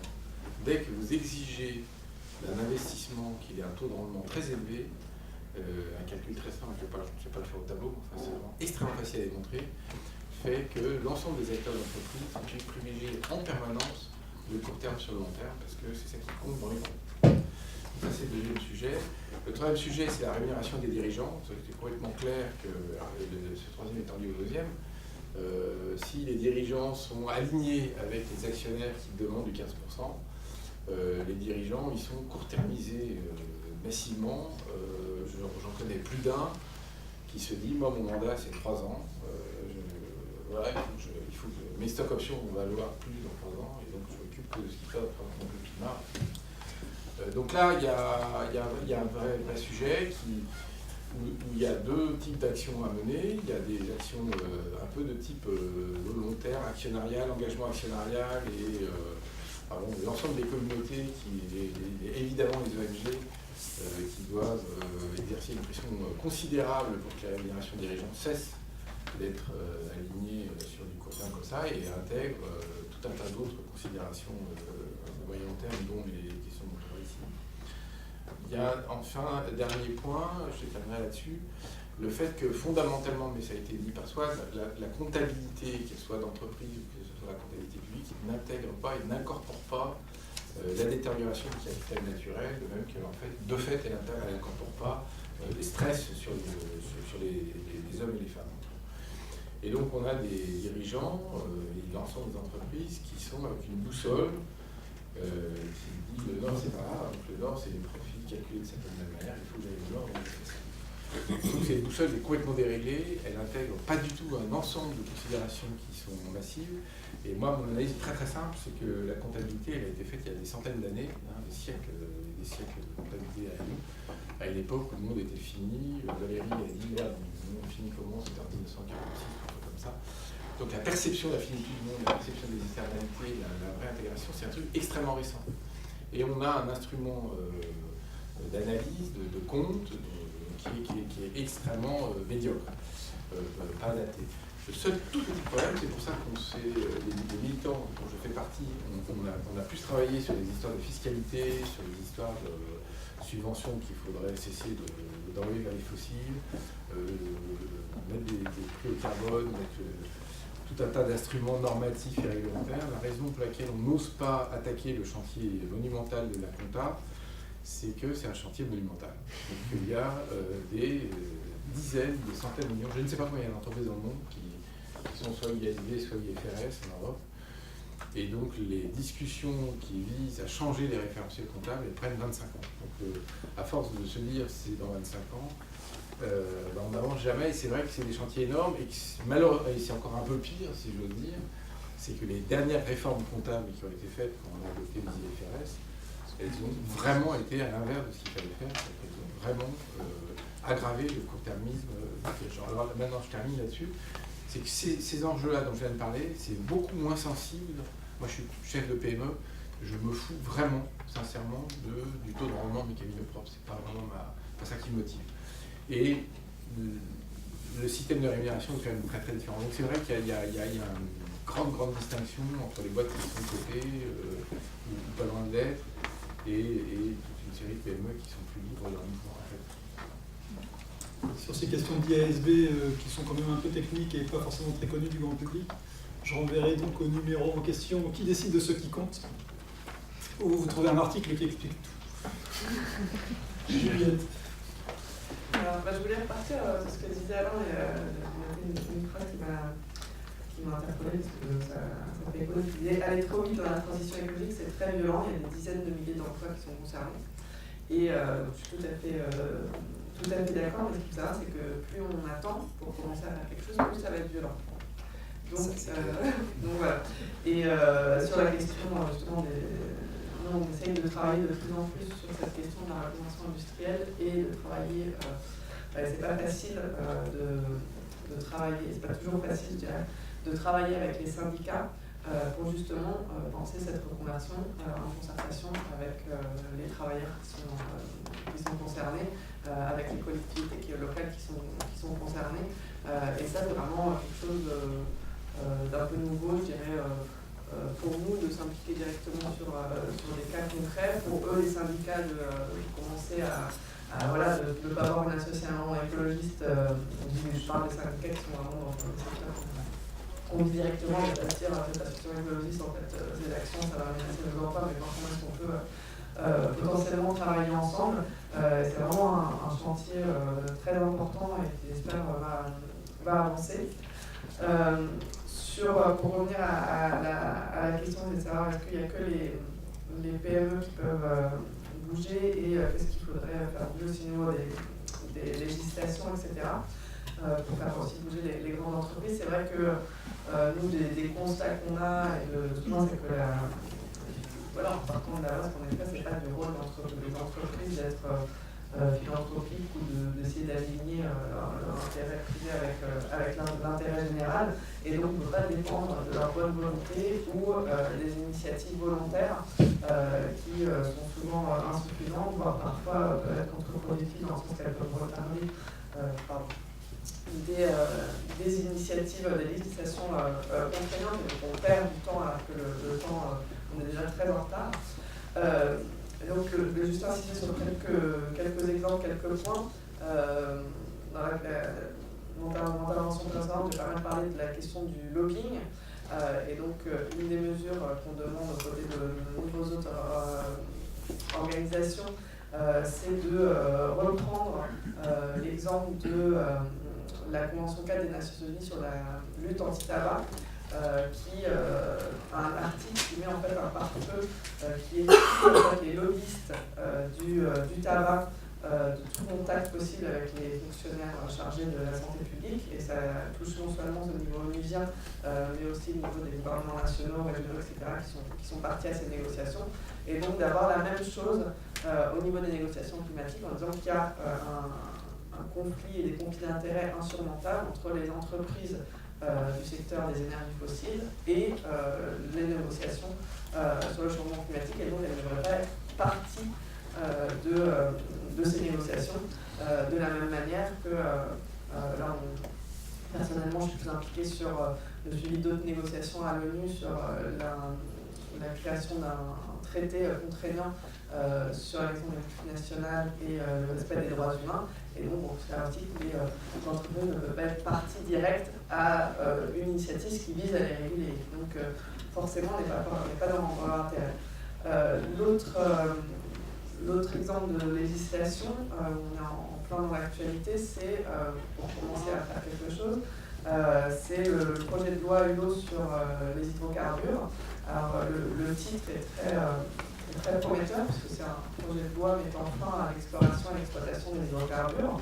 Donc nous, on est complètement d'accord avec l'objectif très ambitieux qui est annoncé dans cette loi, et qui est une volonté d'avoir un premier acte concret, vraiment d'inscrire dans la loi les engagements qui ont été pris lors de l'accord de Paris. Mais malheureusement, quand on regarde le contenu, c'est assez frileux. En fait, on parle d'une fin finalement à l'horizon 2040, et il y a même des possibilités de dérogation après ce 2040. Et on a d'un côté une frilosité du gouvernement qui s'est un peu même de Nicolas Hulot, qui s'est un peu auto-censuré, je dirais, avec une volonté de ne pas vraiment toucher au code minier. Sauf que le code minier, c'est ça, si on prend cet exemple de la production d'énergie fossile, d'hydrocarbures en France, le code minier, c'est ça qu'il faut réformer, parce que le code minier, il a été fait il y a plus de 100 ans, il y a une époque, on essayait d'encourager les investissements. L'État avait besoin du secteur privé pour investir et pour aller rechercher des ressources dans son sous-sol qu'il n'avait pas les moyens d'exploiter lui-même. Sauf qu'aujourd'hui, il faut inverser la logique. Il faut décourager les investissements, il faut mettre en premier, garantir la primauté de l'intérêt général et du climat, la lutte contre le changement climatique par rapport aux intérêts économiques des entreprises. Et donc si on ne se réforme pas ce code minier, si on ne redonne pas à l'État le pouvoir de dire non, c'est-à-dire le pouvoir de dire tel projet ça doit s'arrêter, etc., et bien on ne va pas avancer. C'est pour ça que finalement là on est à une fin vers 2040 et peut-être au-delà, parce qu'il ne veut pas s'arrêter à ce code minier. Et malgré nous, ce qu'on voit comme frilosité dans ce projet de loi qui n'a pas énormément qui ne va pas assez loin, malgré ça, on voit un lobbying féroce pour, même dans ce projet de loi qui est pourtant pas si ambitieux, pour enlever le peu qu'il y a encore dedans. On a vu des amendements soutenus par les lobbies qui disaient en 2040, mais est-ce qu'il faut rajouter 5 à 10 ans de plus pour la remise en état des sites, mais pendant lesquels on pourrait continuer à exploiter, ou d'accord, mais quand même pour l'outre-mer, le pauvre Liliane, qu'est-ce qu'elle va faire sans son pétrole offshore. Donc on arrête de donner des permis et des nouvelles concessions, mais sauf pour l'outre-mer. Et donc plein de choses comme ça. Et en fait, ce qu'il faut rappeler, c'est que là, je vous donne cet exemple de cette loi qui en fait s'attaque juste à notre production d'hydrocarbures. Notre production d'hydrocarbures, en France, c'est seulement 1% de notre consommation. Donc là, il faut se poser la question de qu'est-ce que ça va être justement quand on va devoir prendre des lois qui réellement s'attaquent au cœur de notre problème qui est la consommation. Quand on va devoir fermer des centrales à charbon, fermer des centrales nucléaires, où là, en effet, on a beaucoup plus d'intérêt économique et beaucoup plus d'emplois en jeu. Donc voilà, on est assez inquiet de ce point de vue. Juste pour terminer, dans cette projet de loi Hulot, on a poussé pour introduire des amendements pour limiter aussi nos importations d'hydrocarbures, au moins commencer par les plus polluants. Et pour l'instant, ça avait été bloqué par le gouvernement. Il y a un amendement qui est passé au Sénat, un des seuls amendements qui a amélioré le texte, et ne détricotait pas, qui était porté par Ronan Dantec et Joël Labbé notamment.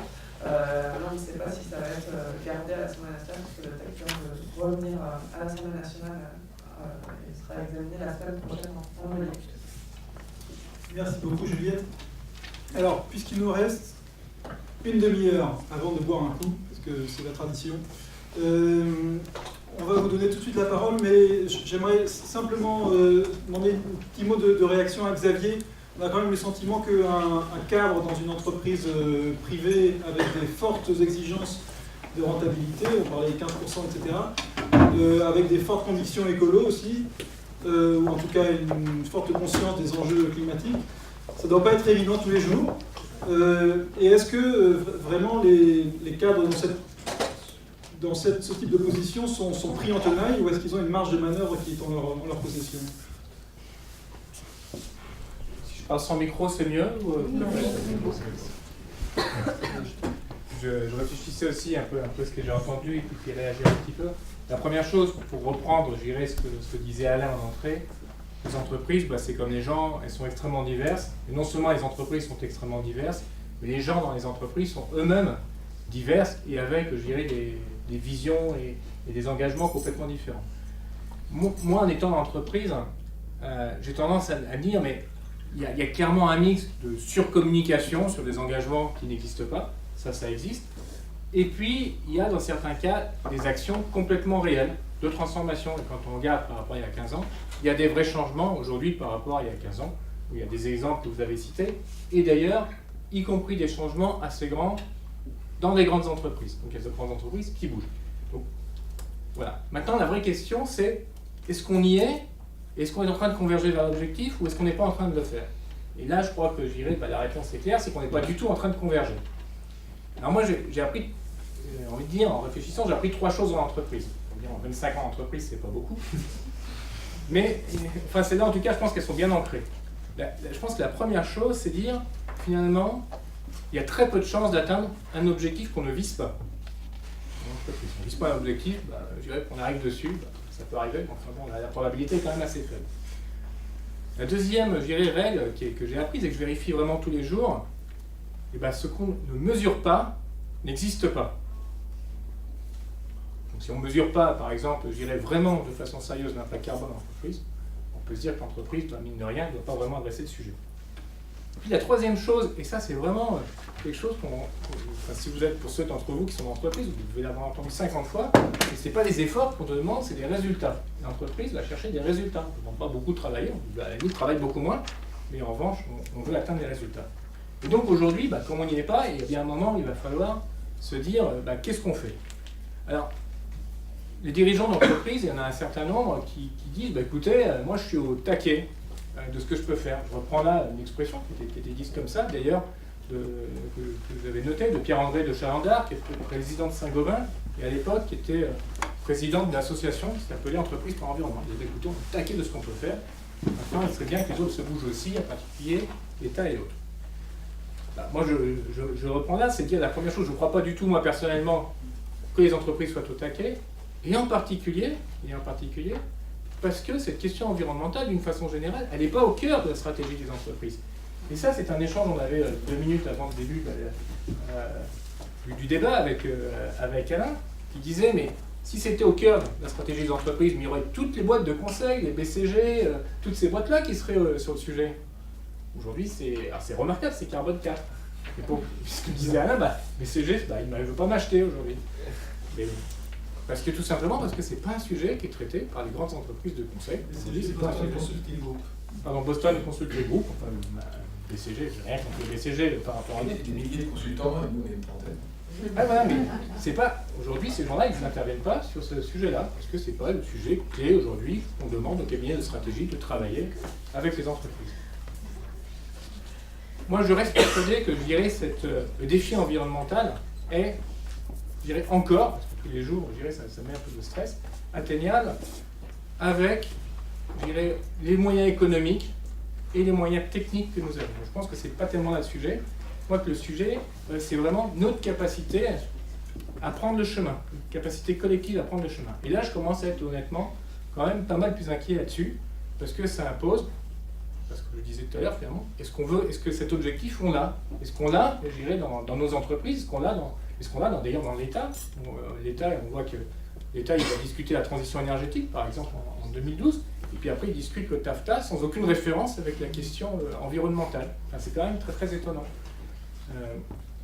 Notre mode de développement économique actuel, extraire, transformer, jeter, en plus grande quantité, de plus en plus vite, c'est ça qui fait l'énorme force de frappe de l'économie qu'on a développée. Et d'une certaine façon, la réussite de l'abondance, je dirais, de biens matériels, pour certains, pas pour tous, parce qu'on en voit quand même d'exclusion. Et bien ça, on voit bien qu'aujourd'hui, on en parlait de la finitude aujourd'hui du monde, ça doit être, je dirais, transformé.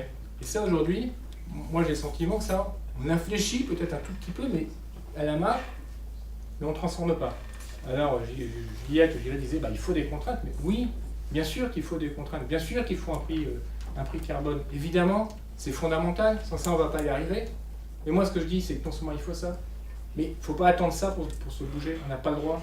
Quand on est en particulier en entreprise, je dis ça parce que je suis en entreprise, mais moi je crois que même, on parlait tout à l'heure de la tension qu'il y a sur la rentabilité, oui elle existe, oui, et de fait, je dirais, la vie opérationnelle est une pression de tous les jours. On peut vite avoir tendance à être englouti par ça. Mais moi je crois que les entreprises ont beaucoup de marge, enfin en tout cas ont plus de marge de manœuvre que ce qu'on pense. En fait, il se trouve que je fais un certain nombre d'interventions sur ces questions un peu climat, éthique d'entreprise, et je finis toujours par avoir une question. C'est intéressant parce que en fait, ça me fait aussi réfléchir parce qu'elle arrive quasiment à toutes les interventions. Oui, mais c'est bien ce que vous dites, vous êtes gentil là, c'est sympa ce que vous dites, c'est éthique, c'est beau. Enfin bon, une entreprise, à la fin, vous devez sortir, je dirais, un résultat, vous devez faire face à un concurrent, et si vous êtes plus cher que le concurrent, vous mourrez. Alors, à la fois c'est vrai, mais en revanche, je dirais, il y a une chose, je dirais, là-dedans, il y a une chose qu'il faut changer dans notre vision, c'est que l'entreprise, elle n'est pas, et ça j'en suis convaincu, on n'est pas juste sur un seul axe, entre dire, tiens, j'offre exactement la même chose que mon concurrent, et on est juste en train de se battre, je dirais, pour diminuer les coûts pour la même chose. Je crois qu'on est dans l'entreprise dans un monde qui est beaucoup plus, des dimensions beaucoup plus grandes. Et je crois qu'il y a des possibilités d'aller, je ne dis pas que c'est facile. Pardon? Un arbre. Un arbre? En Oui. arbre. Avec des chemins comme ça. Je crois qu'il y a des possibilités, en tout cas, d'aller, enfin, en tout cas, il y a des possibilités de créativité dans l'entreprise, d'aller rechercher le type de service, de produit, d'imaginer, je dirais, ce qu'on va pouvoir offrir, de quelle façon, qui laisse, je dirais, des possibilités de trouver un chemin. Et moi, je crois que c'est très très différent de se dire, écoutez, moi je prends en compte l'environnement, mais sous réserve, vous comprenez que ça n'impacte pas mes coûts et mon profit. C'est très très différent, ça, que de dire, moi l'environnement, c'est un des objectifs clés pour moi, et je trouve le chemin économique pour le faire. Quand je dis ça, je ne passe pas le profit à la perte. Moi je crois qu'une entreprise, une entreprise pour moi peut je pense, enfin, après on va en débattre, hein, mais je dirais en temps d'entreprise, l'entreprise ne peut pas évacuer la question du profit parce que c'est son oxygène et c'est ce qui lui permet d'investir, je dirais, de faire face aux hauts et bas de la vie économique. Mais moi je crois que le profit ne peut plus être le seul objectif de l'entreprise. Je dirais même un profit mis sous contrainte. Je parlais du serment d'Hippocrate en entrée. Moi, ce qui m'a marqué dans le serment d'Hippocrate, c'est pas dire tu fais quelque chose, mais en étant les contraintes d'être éthique. C'est dire non, ton objectif, c'est de faire le bien. Et je crois que l'entreprise, on n'a aucune chance d'atteindre ce qu'on ne vise pas. C'est-à-dire que la question, moi je pense que la question environnementale doit être mise au cœur de l'entreprise et donc être gérée comme un objectif et d'une certaine façon, alors c'est quasiment vraiment l'environnement, je dirais sous contrainte, je dirais du profit, mais enfin en tout cas, à minima, c'est la recherche, je dirais, trouver, je dirais la recherche, je dirais, faire un suivi sur des multi-critères, sur que au moins l'environnement soit un critère, au moins, je dirais, au niveau du critère du profit, et puis idéalement même, je dirais que ce soit l'environnement de premier critère, sous contrainte de profit éventuellement. Merci beaucoup Xavier. La parole est à vous. Je propose qu'on prenne des salves de questions, peut-être 3, et puis si possible en disant qui vous êtes. Bonjour, c'est Philippe Demange, j'ai bossé pour Total et maintenant pour Airbus et je cherche la suite. Vous avez parlé quand même de faire piloter des entreprises, mais comme vous l'avez dit, les entreprises sont faites d'individus qui peuvent piloter avant l'entreprise. Du coup, la question qu'on peut se poser, c'est pas est-ce que ce serait pas quelle entreprise à créer dont le développement illimité, ou jusqu'à 200 000 personnes, mettons, améliorerait le climat. Et dans ce cas-là, la suggestion que je fais, je serais intéressé de voir vos réactions, c'est-à-dire les démarches permaculture par exemple. Si les gens se mettaient à hauteur de 50 000, 100 000, 200 000 dans ces démarches, probablement que ce serait une entreprise qui fonctionnerait et qui améliorerait le climat. Qu'en pensez-vous ? Merci beaucoup. Une deuxième question, madame. Bonjour, je suis Juliette Noël, je suis journaliste. Donc j'ai juste une petite remarque sur Interface qui s'est fait épingler par Zero Waste pour ne faire du greenwashing sur, je ne sais pas si vous avez vu le rapport, mais enfin bon, c'est sur le site Zero Waste, c'était il y a 6 mois. J'ai une petite question pour Juliette Renaud, est-ce qu'elle estime que depuis quelques années ou depuis quelques mois, le dialogue est plus constructif avec les entreprises et que les ONG sont un peu sorties du face-à-face stérile, name and shame, et puis il ne se passe rien. Et j'ai 2 questions pour Alain Grandjean. Il nous a alléché en nous disant qu'il allait nous parler de sa lutte pour obtenir auprès de l'AFEP et du MEDEF une réglementation une réglementation tout court d'ailleurs. Et après, il a dit qu'il y avait des entreprises qui avançaient, lesquelles ? Voilà. Merci. Troisième. Merci, bonjour. Moi, je me posais une question parce que...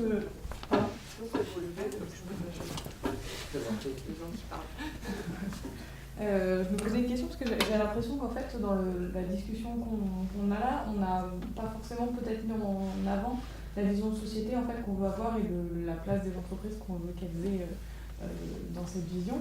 Et en particulier parce qu'on parle beaucoup de la problématique de comment on pourrait changer une entreprise, le fait que les grosses entreprises ne bougent pas beaucoup et on peut se douter pourquoi.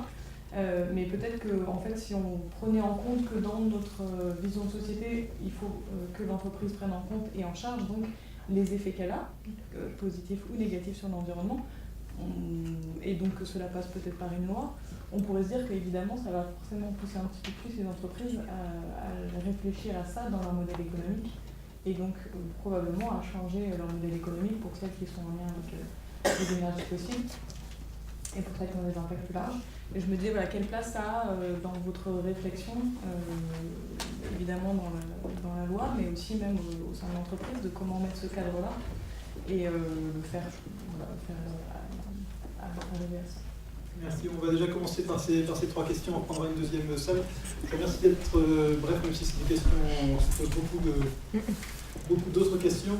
Peut-être commencer par Alain sur la question précise sur la FEP et le MEDEF et puis quelles entreprises avancent. Alors, la FEP et le MEDEF, c'est une très très longue histoire. C'est que globalement, la FEP et le MEDEF, le MEDEF, c'est un syndicat des entreprises, la FEP, c'est un mouvement grandes entreprises privées qui a un lobby extrêmement puissant en France. Et donc, ils ont une ligne très stricte et très ferme depuis très longtemps. C'est petit 1, tout ce qui concerne la responsabilité élargie de l'entreprise, c'est no way. Donc c'est pour ça qu'ils se sont opposés à tout ce qui ressemble à l'application de protocoles internationaux sur la responsabilité d'entreprise. C'est no way pour une raison assez simple, c'est que quand vous êtes une très grande entreprise avec 8%, 200, 300, 400 sociétés, vous séparez le risque par société pour pouvoir faire déposer le bilan dans les boutiques de votre groupe où il y a un problème qui risquerait de remonter à la tête. Donc c'est extrêmement clair, c'est très conflictuel. Et donc là, donc en matière de bilan carbone, c'est très compliqué d'obtenir que les entreprises rendent compte de leur bilan carbone au sens large, c'est-à-dire direct et indirect, parce que la position de la FEP est très stricte. Donc c'est une bagarre permanente. Donc je pense que ça bouge. Parce que les dirigeants qui comptent au sein de la FEP, ils changent aussi. Donc il y a un rajeunissement, et à force d'insister, on finit par avoir quelques petits succès. La deuxième ligne doctrinale extrêmement forte dans ces boutiques-là, qui s'est aggravée, j'allais dire, dans les années récentes, c'est nos réglementations. Et donc, pour un exemple très clair, c'est qu'il y a des directives européennes et la position de ces syndicats ou de ces organisations professionnelles, c'est de dire qu'il est hors de question de surtranscrire une directive européenne parce que ça est déjà alourdi par tout un tas de règlements qui nous empêchent d'être compétitifs. Donc des petites choses qu'on a faites très récemment, qui est il y a l'article 173 de la loi de transition énergétique qui demande un certain nombre que les entreprises donnent un certain nombre d'informations. On essaye de pousser que cet article soit traduit en réglementation européenne. Et là aussi, c'est un travail extrêmement difficile, c'est comme ça. Je ne peux rien dire d'autre que ça. Mais cela étant, là, vous êtes jeune, globalement, le public est très jeune. Et donc, il y a quelque chose avec laquelle je n'ai pas été complètement d'accord avec ça, c'est que cette histoire de solution, ce n'est pas que du greenwashing. Il faut faire quand même très attention à ne pas désespérer bien court. C'est qu'à partir du moment où chacun d'entre nous considère que c'est foutu, parce qu'on va rentrer dans un monde à 4 degrés qui est un monde ignoble, qui est un monde où il y aura des centaines de millions de victimes, ça va être une boucherie absolue, il y aura des conflits militaires, il vaut mieux pas en parler, tellement c'est cauchemardesque. Si on se dit chacun d'entre nous c'est fait, je veux dire, l'avenir est écrit. Non, je pense vraiment pas. Je pense que non, il faut pas désespérer ni l'humanité ni chacun d'entre nous. Et donc, il faut faire toujours un petit peu attention. C'est utile que les entreprises développent des solutions, mais c'est pas que du greenwashing. Donc, de la même manière, c'est pas parce que c'est très compliqué, très dur avec la FEP et le MEDEF qu'il faut les laisser tomber la pression. Alors, sur les entreprises, deuxième question, je suis un peu loin, excusez-moi. Je vais pas donner des noms parce que je suis pas là pour donner des bons points, mais je vais en donner un, je pense que vous le trouvez assez facilement, c'est un client qu'on a depuis une dizaine d'années, qui est un éditeur de grande taille, je pense que c'est très probablement le 10e éditeur mondial, en comptant, j'ai adoré ce que tu as dit tout à l'heure, parce que si on ne sait pas ce dont il est question, on n'avance jamais. En comptant bien ce sujet, ils ont compris que la clé du sujet, c'était la chaîne d'appôt amont de la forêt au papier qui sert à faire les bouquins. Et donc je sais que c'est contesté parce qu'il y a eu des études, je connais très bien cette entreprise et je peux vraiment témoigner du fait que année après année, ce truc est pris en considération et il y a eu dans les process, dans le lourd, c'est là où je distingue le greenwashing, le non-greenwashing, c'est en gros les entreprises qui ne font pas des greenwashing, c'est les entreprises qui s'occupent du cœur de leur métier qui le font bouger. Et donc cette entreprise a bougé très clairement dans ce secteur. Parmi les études sur le secteur de l'édition, je signale simplement celle du BASIC, encore une fois, qui vient de sortir il y a un mois et demi, qui trace très clairement la provenance de la pâte à papier qui sert dans l'édition en France, et en grande partie elle vient du Brésil et de forêts d'eucalyptus. Mais je vous renvoie à l'étude en question. Juliette Renaud, il y a une question qui est posée spécifiquement, est-ce que vous êtes sorti du face-à-face stérile avec les entreprises? Et puis peut-être derrière, il y a justement cette dernière question sur la conception que vous faites de la place de l'entreprise dans la société et de son rôle. Oui, alors sur la question du dialogue avec les entreprises. Alors, Je vais prendre un exemple peut-être de la BNP et plus largement les banques. C'est vrai que la BNP est un vrai changement. On a commencé notre campagne sur les banques privées. Après, on avait avant déjà des campagnes sur les banques publiques il y a une dizaine d'années. Je crois que c'est 2005. Et au début, les banques, en fait, elles ne comprenaient même pas pourquoi on les ciblait. Pourquoi est-ce qu'elles, on va les cibler, les banques, sur la responsabilité sociale et environnementale, dans le sens des impacts sociaux, écologiques et des projets qu'elles financent, auxquels soutiennent. On est vraiment parti d'une incompréhension totale. On parlait des émissions directes ou indirectes. Pareil, les banques, dans leur rapport développement durable, c'était leur consommation de papier, leurs ampoules, les voyages de leurs dirigeants. Mais ils ne prenaient pas du tout en compte ce que nous, on appelait les émissions financées, les émissions indirectes, qui étaient le gros de leur impact en fait, au niveau climatique. Donc il y a eu une évolution déjà dans la prise en compte, je dirais, de la reconnaissance de leur responsabilité. Swan citait l'exemple de la BNP. C'est vrai que la politique de sortie de la BNP qui exclut le financement aux sables bitumineux, les huiles de schiste, les gazoducs, etc. C'est l'aboutissement en fait d'années de campagne et aussi d'échanges directs avec les entreprises, parce qu'on a des rendez-vous aussi avec elles. Alors je ne sais pas si on est dans un dialogue plus constructif, parce que ça dépend beaucoup d'une entreprise à l'autre, et que moi, selon ce que je vois, c'est que le gros moteur reste le risque de réputation, malheureusement. C'est-à-dire que, si je reprends l'exemple des Street Pinocchio qu'on a organisé chaque année pendant 8 ans, entre 2008 et 2015, par contre, on avait sorti, avant de mettre en lumière au prix Pinocchio quelques mois avant, un rapport d'enquête très fouillé, etc. Sauf qu'il n'y avait pas eu beaucoup de communication autour, ça n'avait pas été beaucoup repris par les médias. L'entreprise, souvent l'entreprise l'ignore, etc. Quand c'est mis sous le feu des projecteurs avec les prix Pinocchio, c'était un événement phare avec beaucoup d'écho à la fois au niveau médiatique, mais aussi on avait les dernières années mis en place des cyberactions, donc les gens en plus de voter pouvaient envoyer des messages directement à l'entreprise. C'était quand même ça qui reste le premier moteur. Et pour sortir du name and shame, on a aussi maintenant un nouvel outil qui est une loi pour laquelle on s'est battu pendant des années, il y a absolument d'années de campagne, et concrètement sur cette loi ça a pris 3 ans et demi de débat législatif, qui est la loi sur le devoir de vigilance des sociétés mères et entreprises donneuses d'ordre, qui justement reconnaît cette responsabilité légale des sociétés mères et des entreprises donneuses d'ordre sur les activités de leurs filiales, sous-traitants et fournisseurs, que ce soit en France et à l'étranger. Et donc là, ça va les obliger légalement à prévenir les atteintes aux droits humains et à l'environnement, à la santé et sécurité des personnes. Donc on va voir là, on est dans le début maintenant de la mise en œuvre de cette loi.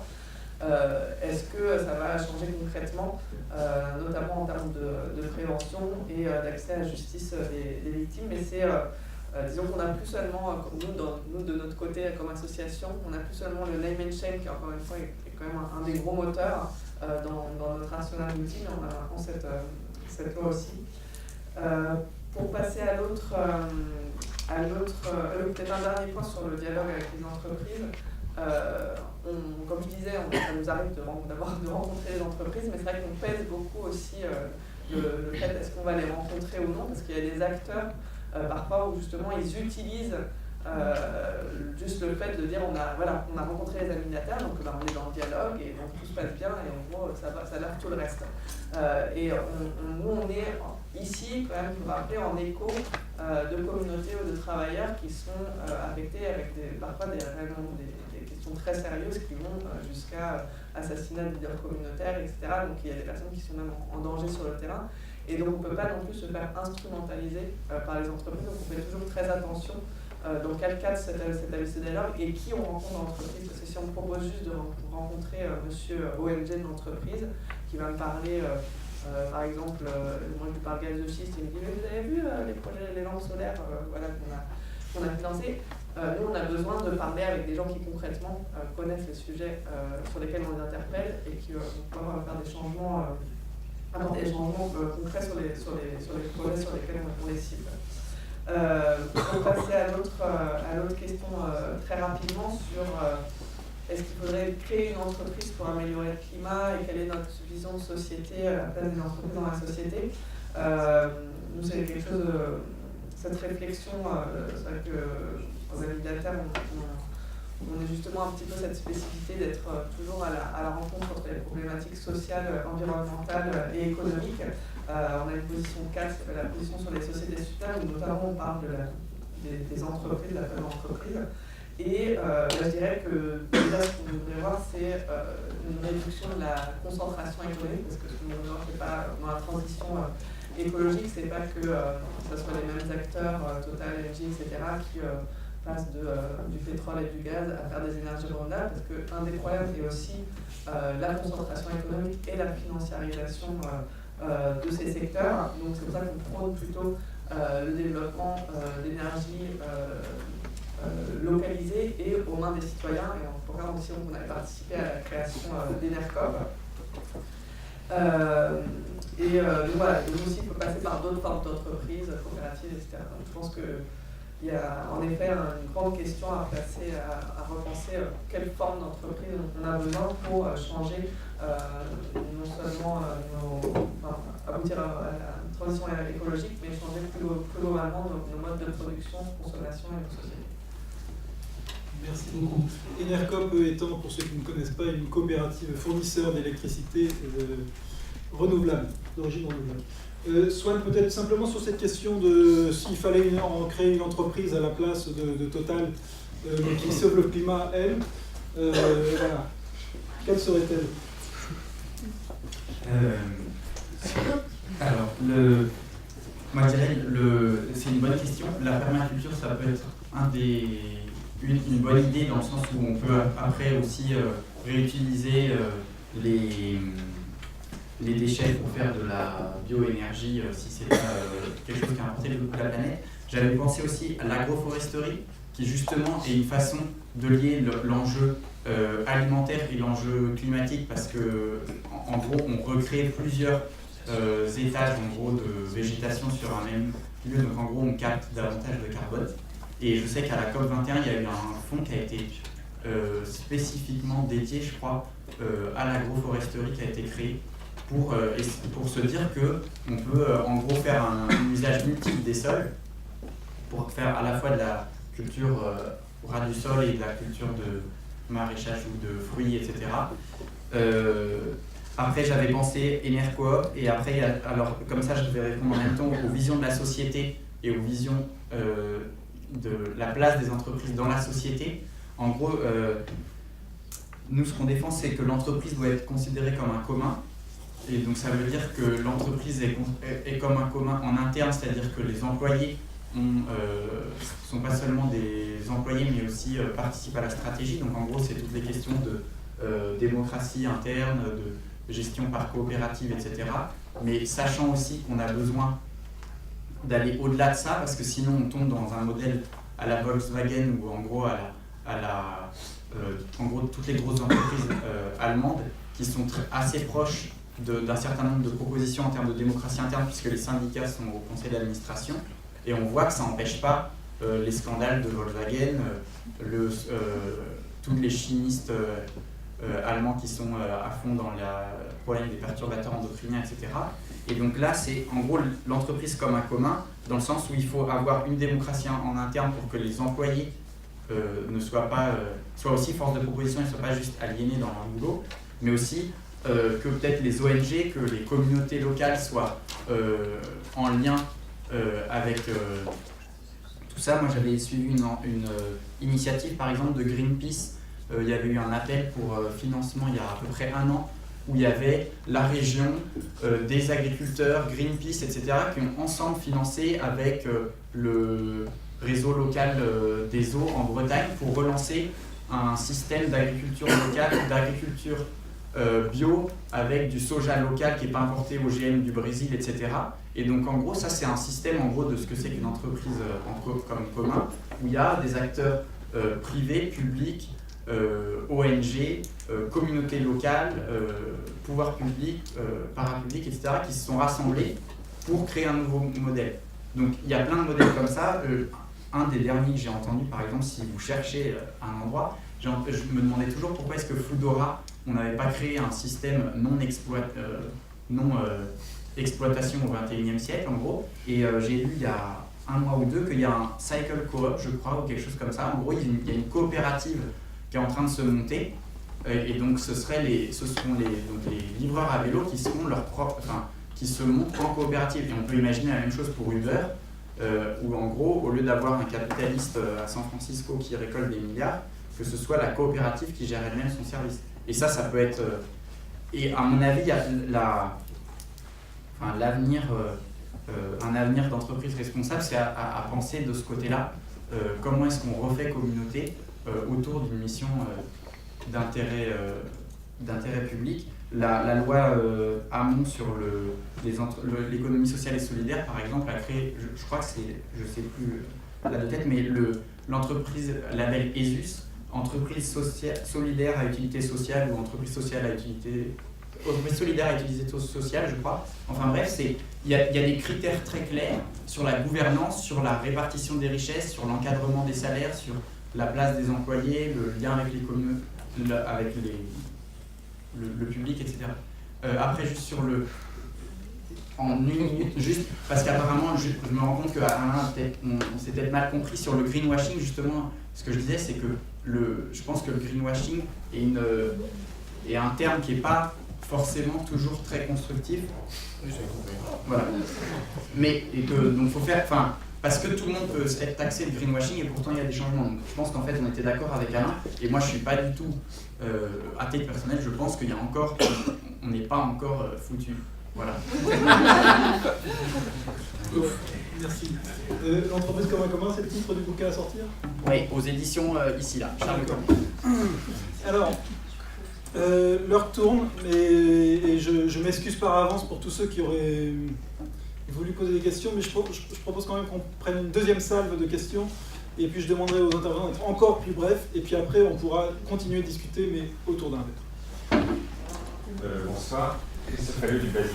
Je vais essayer d'être à la fois bref, puis je suis désolé, ça va être bref pour les réponses parce que c'est des questions un peu fermées. Mais la première question un peu fermée, c'est est-ce qu'on n'a pas un premier faux débat? Oui, c'est vrai que je fais ça. Est-ce qu'on n'a pas un premier... C'est mieux comme ça, non? Oui. Ça vous va? Ok, on va éviter le double écho.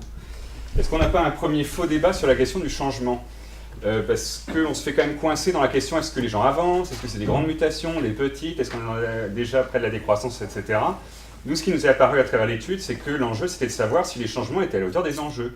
On a 2 degrés, on a 2,5 degrés, on a les objectifs.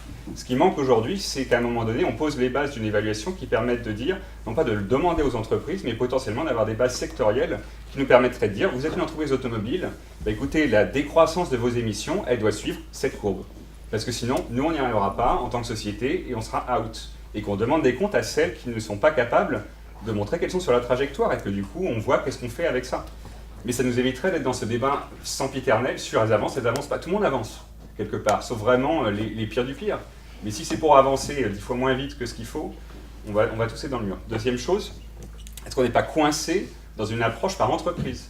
Je vais être un petit peu caricatural et je vais au bout, mais si on prend un peu de hauteur, ce qui nous a marqué, qu'on a remis au début du rapport, c'est quand on regarde les émissions de l'Union européenne, et quand on prend les émissions importées, qui est une évaluation qu'un laboratoire de Cambridge a fait dans le cadre du GIEC, on voit que ces émissions importées n'ont cessé d'augmenter depuis 20 ans, que jusqu'en 2008, contrairement à ce que dit l'Union européenne dans ses déclarations dans le cadre du GIEC, nos émissions, si on comptabilise ça, étaient en augmentation et non pas en diminution, qu'elles ont diminué grâce à la crise, et que depuis, c'est 3/4 de tous nos gains qui partent dans le fait qu'on importe toujours plus des pays émergents, etc. etc.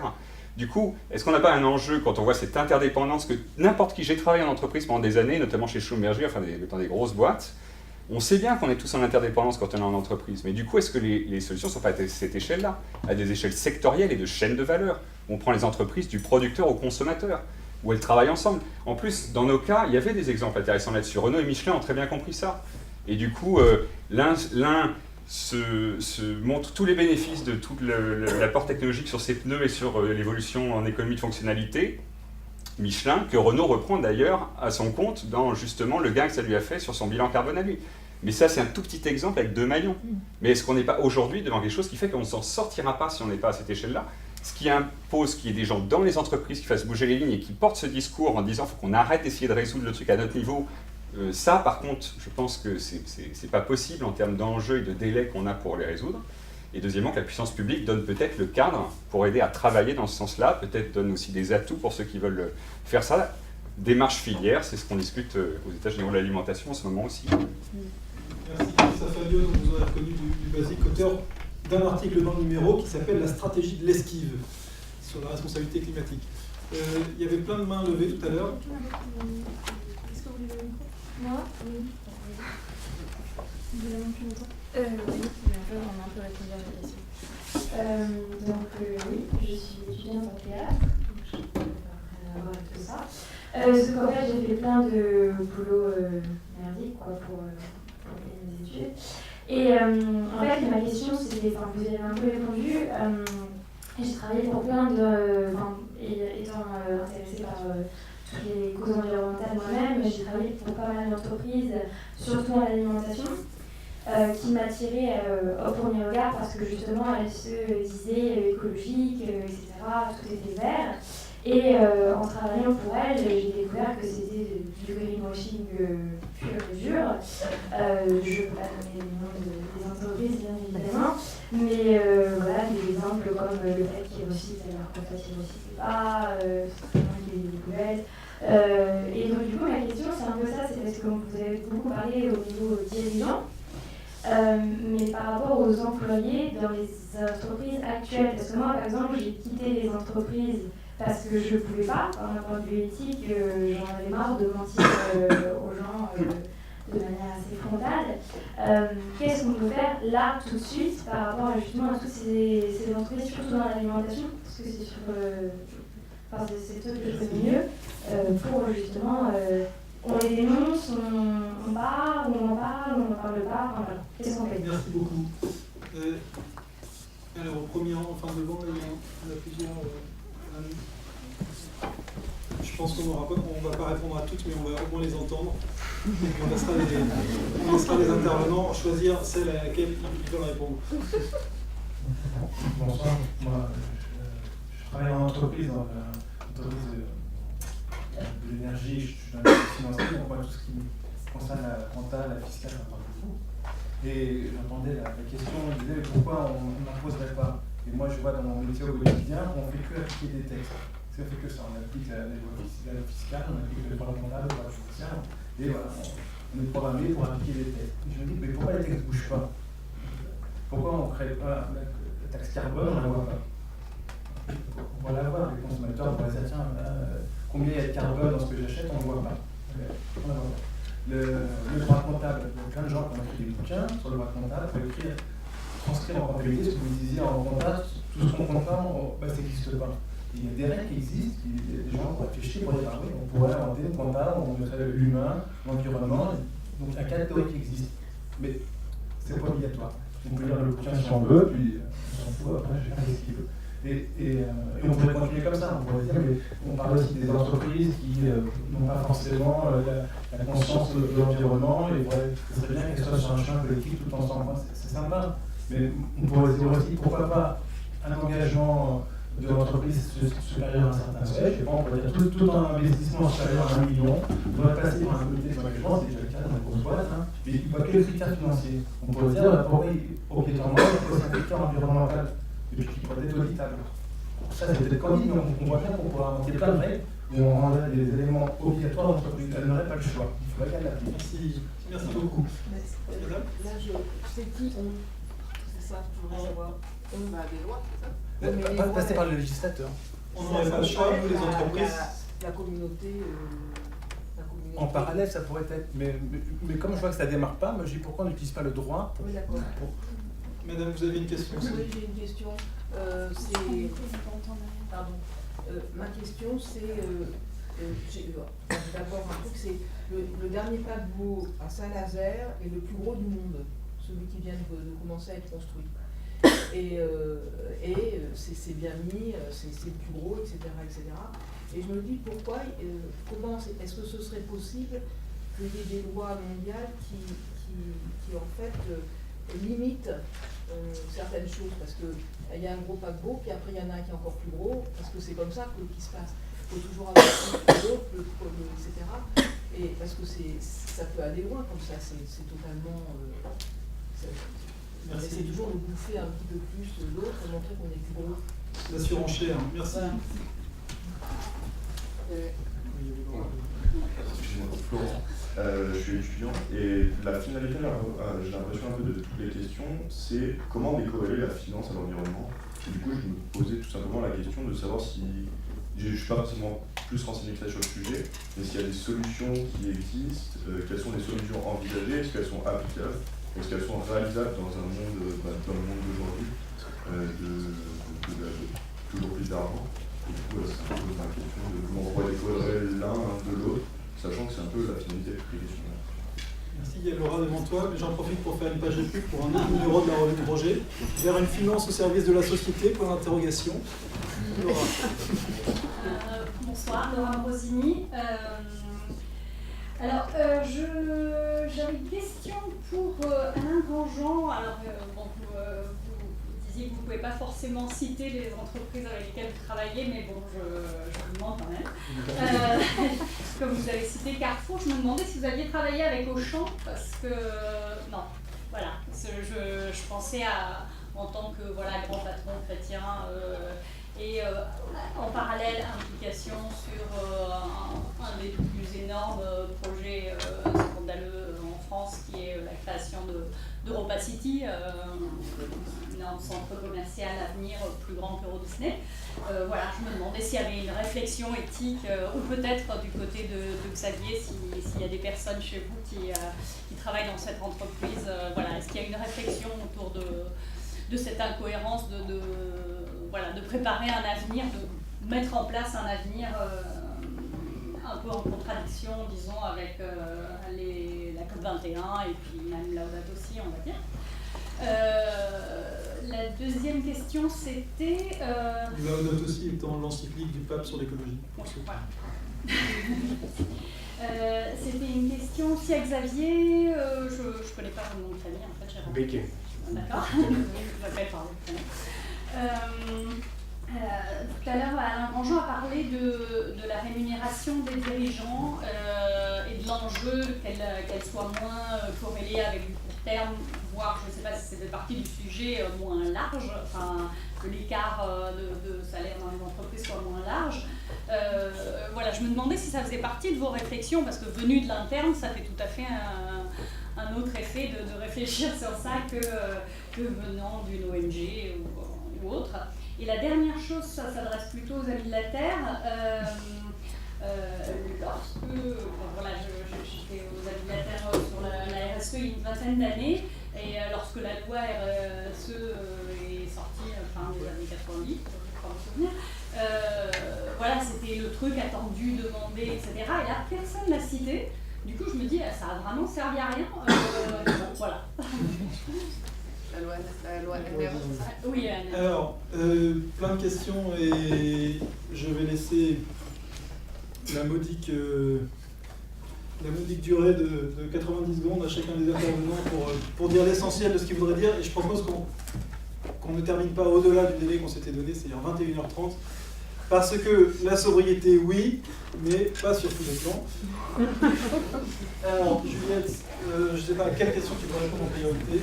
Très rapidement, la question qui m'a été adressée directement, et l'autre, pourquoi les lois, les règles ne bougent pas, c'est juste pourquoi les lois et les règles ne bougent pas beaucoup, c'est à cause justement du poids du lobbying, et il y a beaucoup d'initiatives qui n'aboutissent pas ou qui sont affaiblies, etc. Et donc malheureusement, ça envoie sur tous les sujets auxquels on est confronté. On essaie nous de mettre en lumière aussi celui on a sorti la question du gaz il y a 15 jours un rapport avec d'autres partenaires qui s'appelle l'Europe en idée dans le gaz et qui dit comment les lobbies derrière la politique européenne du développement des infrastructures gazières. En fait, on pourrait faire ce même rapport sur toutes les législations qui sont en discussion, que ce soit au niveau français, européen et aussi au niveau onusien pour ce qui est de la discussion des des lois, des réglementations au niveau international.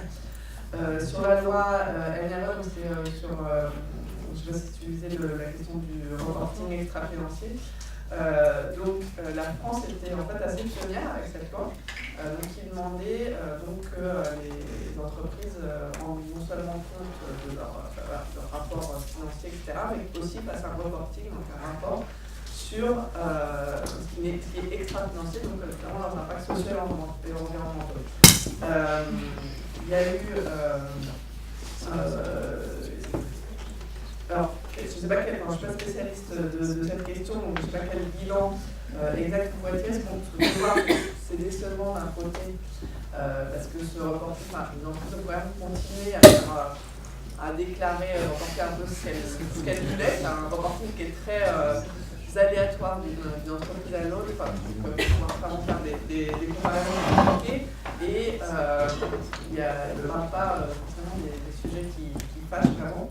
Là où elle a quand même aidé cette loi, je disais que la France était pionnière, c'est qu'on a eu depuis, suite à cette loi aussi, une directive au niveau européen sur le reporting extra-financier. Donc c'est pour ça que de la même manière, avec cette loi dont vous parlez sur le devoir de vigilance des multinationales, où au début on nous disait en face, que ce soit le gouvernement, les lobbies, la France ne peut pas avancer seule, ce qui va dire si, la France peut commencer, elle peut montrer l'exemple et les autres suivront. Et c'est vrai qu'on citait beaucoup cet exemple du reporting extra-financier, où après d'autres ont suivi, mais la grande différence c'est que le reporting on se situe dans la posteriori et pas juste dans le reporting, alors que là l'idée c'est de se retrouver dans l'a priori et pas seulement dans, on parlait d'obtenir des résultats, pas seulement dans mettre en place de procédures, essayer, mais juger, et ça c'est un des points qu'il y a dans le plan de vigilance que vont mettre en œuvre les entreprises, c'est notamment elles doivent créer toute une série de mesures pour identifier et prévenir les atteintes aux droits humains et à l'environnement, mais aussi juger, après évaluer de la mise en œuvre de ces mesures et de leur efficacité. Merci Juliette. Vous voyez qu'on pratique l'économie circulaire, on se sert de la pression qui est dans les bouteilles pour mettre la pression sur nos intervenants. Alain. Moi, je veux dire deux choses qui répondent à plusieurs questions. C'est qu'il y a en fait beaucoup de choses à faire et beaucoup de choses qui sont identifiées comme devant peut-être à faire, que ce soit sur la question de la finance. Je pensais à un livre sur le sujet que tu citais dans ton cas. Donc, en fait, ce qui manque le plus, c'est de l'engagement citoyen et le fait que chacun d'entre nous n'a pas de contraintes, plein de difficultés dans tous nos endroits et dans tous les endroits où on est. Quand on est en entreprise, on ne va pas se faire virer. Quand on est chez soi, on a d'autres chiens à côté. Donc, moi, je pense que ce n'est pas du tout les idées qui manquent, ni les idées d'action, même lourdes, c'est-à-dire faire bouger la finance, c'est pas le cadeau. Mais les enjeux de diagnostic, il y a des matériaux, il y a des bonnes idées, il y a des pistes, il y a beaucoup de gens qui s'occupent de faire avancer les choses, et je crois que, je redis, je pense qu'il ne faut vraiment pas désespérer. Après, la deuxième remarque, c'est que, et donc c'est à chacun de trouver sa niche écologique, et puis là il y a un enjeu de biodiversité, c'est tout à fait évident que les amis de la Terre ont une position qu'ils doivent garder, ils ne doivent pas se mélanger avec d'autres gens. Moi j'ai une autre position et je pense qu'il y a un écosystème où chacun des acteurs a sa place. C'est extrêmement important de garder des rapports un peu distincts dans le système pour que ce soit très efficace. Le système ne bouge pas si facilement que ça. Mon deuxième point, il concerne les entreprises qui avancent tout en avançant pas assez. Et la question, c'est de savoir si on peut de se donner des standards vraiment cohérents avec les 2 degrés, puis faire des actions sectorielles, et puis pour finir, quel est le rôle de l'État et de la puissance publique. Je pense qu'il y a un énorme problème économico-culturel, c'est l'abandon du commun, l'abandon du sens de l'État et l'abandon du sens de la puissance publique. On parle de 40 ans de dérégulation, de libéralisation accrue, je m'en ai parlé tout à l'heure. Et là aussi, je pense qu'il y a... C'est pas parce que l'on dit que les entreprises ont du choix à faire, qu'ils peuvent faire plus que ce qu'elles font. C'est pas parce qu'on dit que les cadres dans l'entreprise et les employés, en gros tout le monde, peuvent faire beaucoup plus que ce qu'ils croient qu'ils peuvent faire. On dit que c'est à l'entreprise de faire le job. C'est évident qu'il faut que les citoyens et la société civile exercent une pression extrêmement forte pour que les entreprises Et les cas, tu as tout à fait raison sur la compta, que c'est pas une entreprise A qui va changer la compta, c'est le contraire. En revanche, si on la fait bouger, il y a beaucoup de choses qui vont bouger. Merci Alain. Sol. En 2 mots, est-ce qu'on avance à la bonne vitesse finalement? Je ne sais pas si vous avez vu cette semaine, je crois, ou la semaine dernière, il y a eu un rapport qui a dit que les émissions globales mondiales sont reparties à la hausse. Je crois que c'était dans Nature Science. Et en gros, ils attendent le résultat de l'année prochaine pour savoir si ça a vraiment mal barré ou pas, parce que apparemment depuis 3 ans, je crois, c'était en stagnation et la Chine là a repris de l'activité et donc pour l'instant on va plus vite dans le mur qu'on ne ralentit avant l'impact. Et est-ce qu'on peut avoir des lois qui limitent la surenchère? Il y a un exemple qui est, je crois, assez peu connu, mais durant le New Deal aux États-Unis, par exemple, la tranche maximale de l'impôt était à 90%. Nous, en France, quand on a fait la tranche quand Hollande a fait la tranche à 75%, le Conseil constitutionnel a décidé du vol. Mais aux États-Unis, dans les années 30, c'était 90%. Donc, est-ce qu'on peut avoir des lois qui limitent la surenchère? Oui. Jean Mercat a proposé de limiter les trajets d'avion, etc. Enfin, on peut inventer des tonnes de choses qui seraient tout à fait possibles, à mon avis, et je terminerai là-dessus. Si on se dit il faut que le secteur de l'automobile réduise ses émissions, en fait, il faut passer d'un modèle. Ce qui va faire qu'on va avancer à la bonne vitesse, c'est pas que chaque bagnole consomme moins, mais c'est de se dire on a 10 fois moins de voitures, les voitures passent 90% de leur temps à l'arrêt, et donc le modèle ce serait le car, etc., avec beaucoup moins de voitures, donc beaucoup moins d'énergie pour produire toute la tôle qui est en train de rouler dans les rues du monde entier. Voilà. Merci beaucoup. Xavier veut dire un mot aussi. En moins de 30 secondes, je réponds pas à question. Vas-y.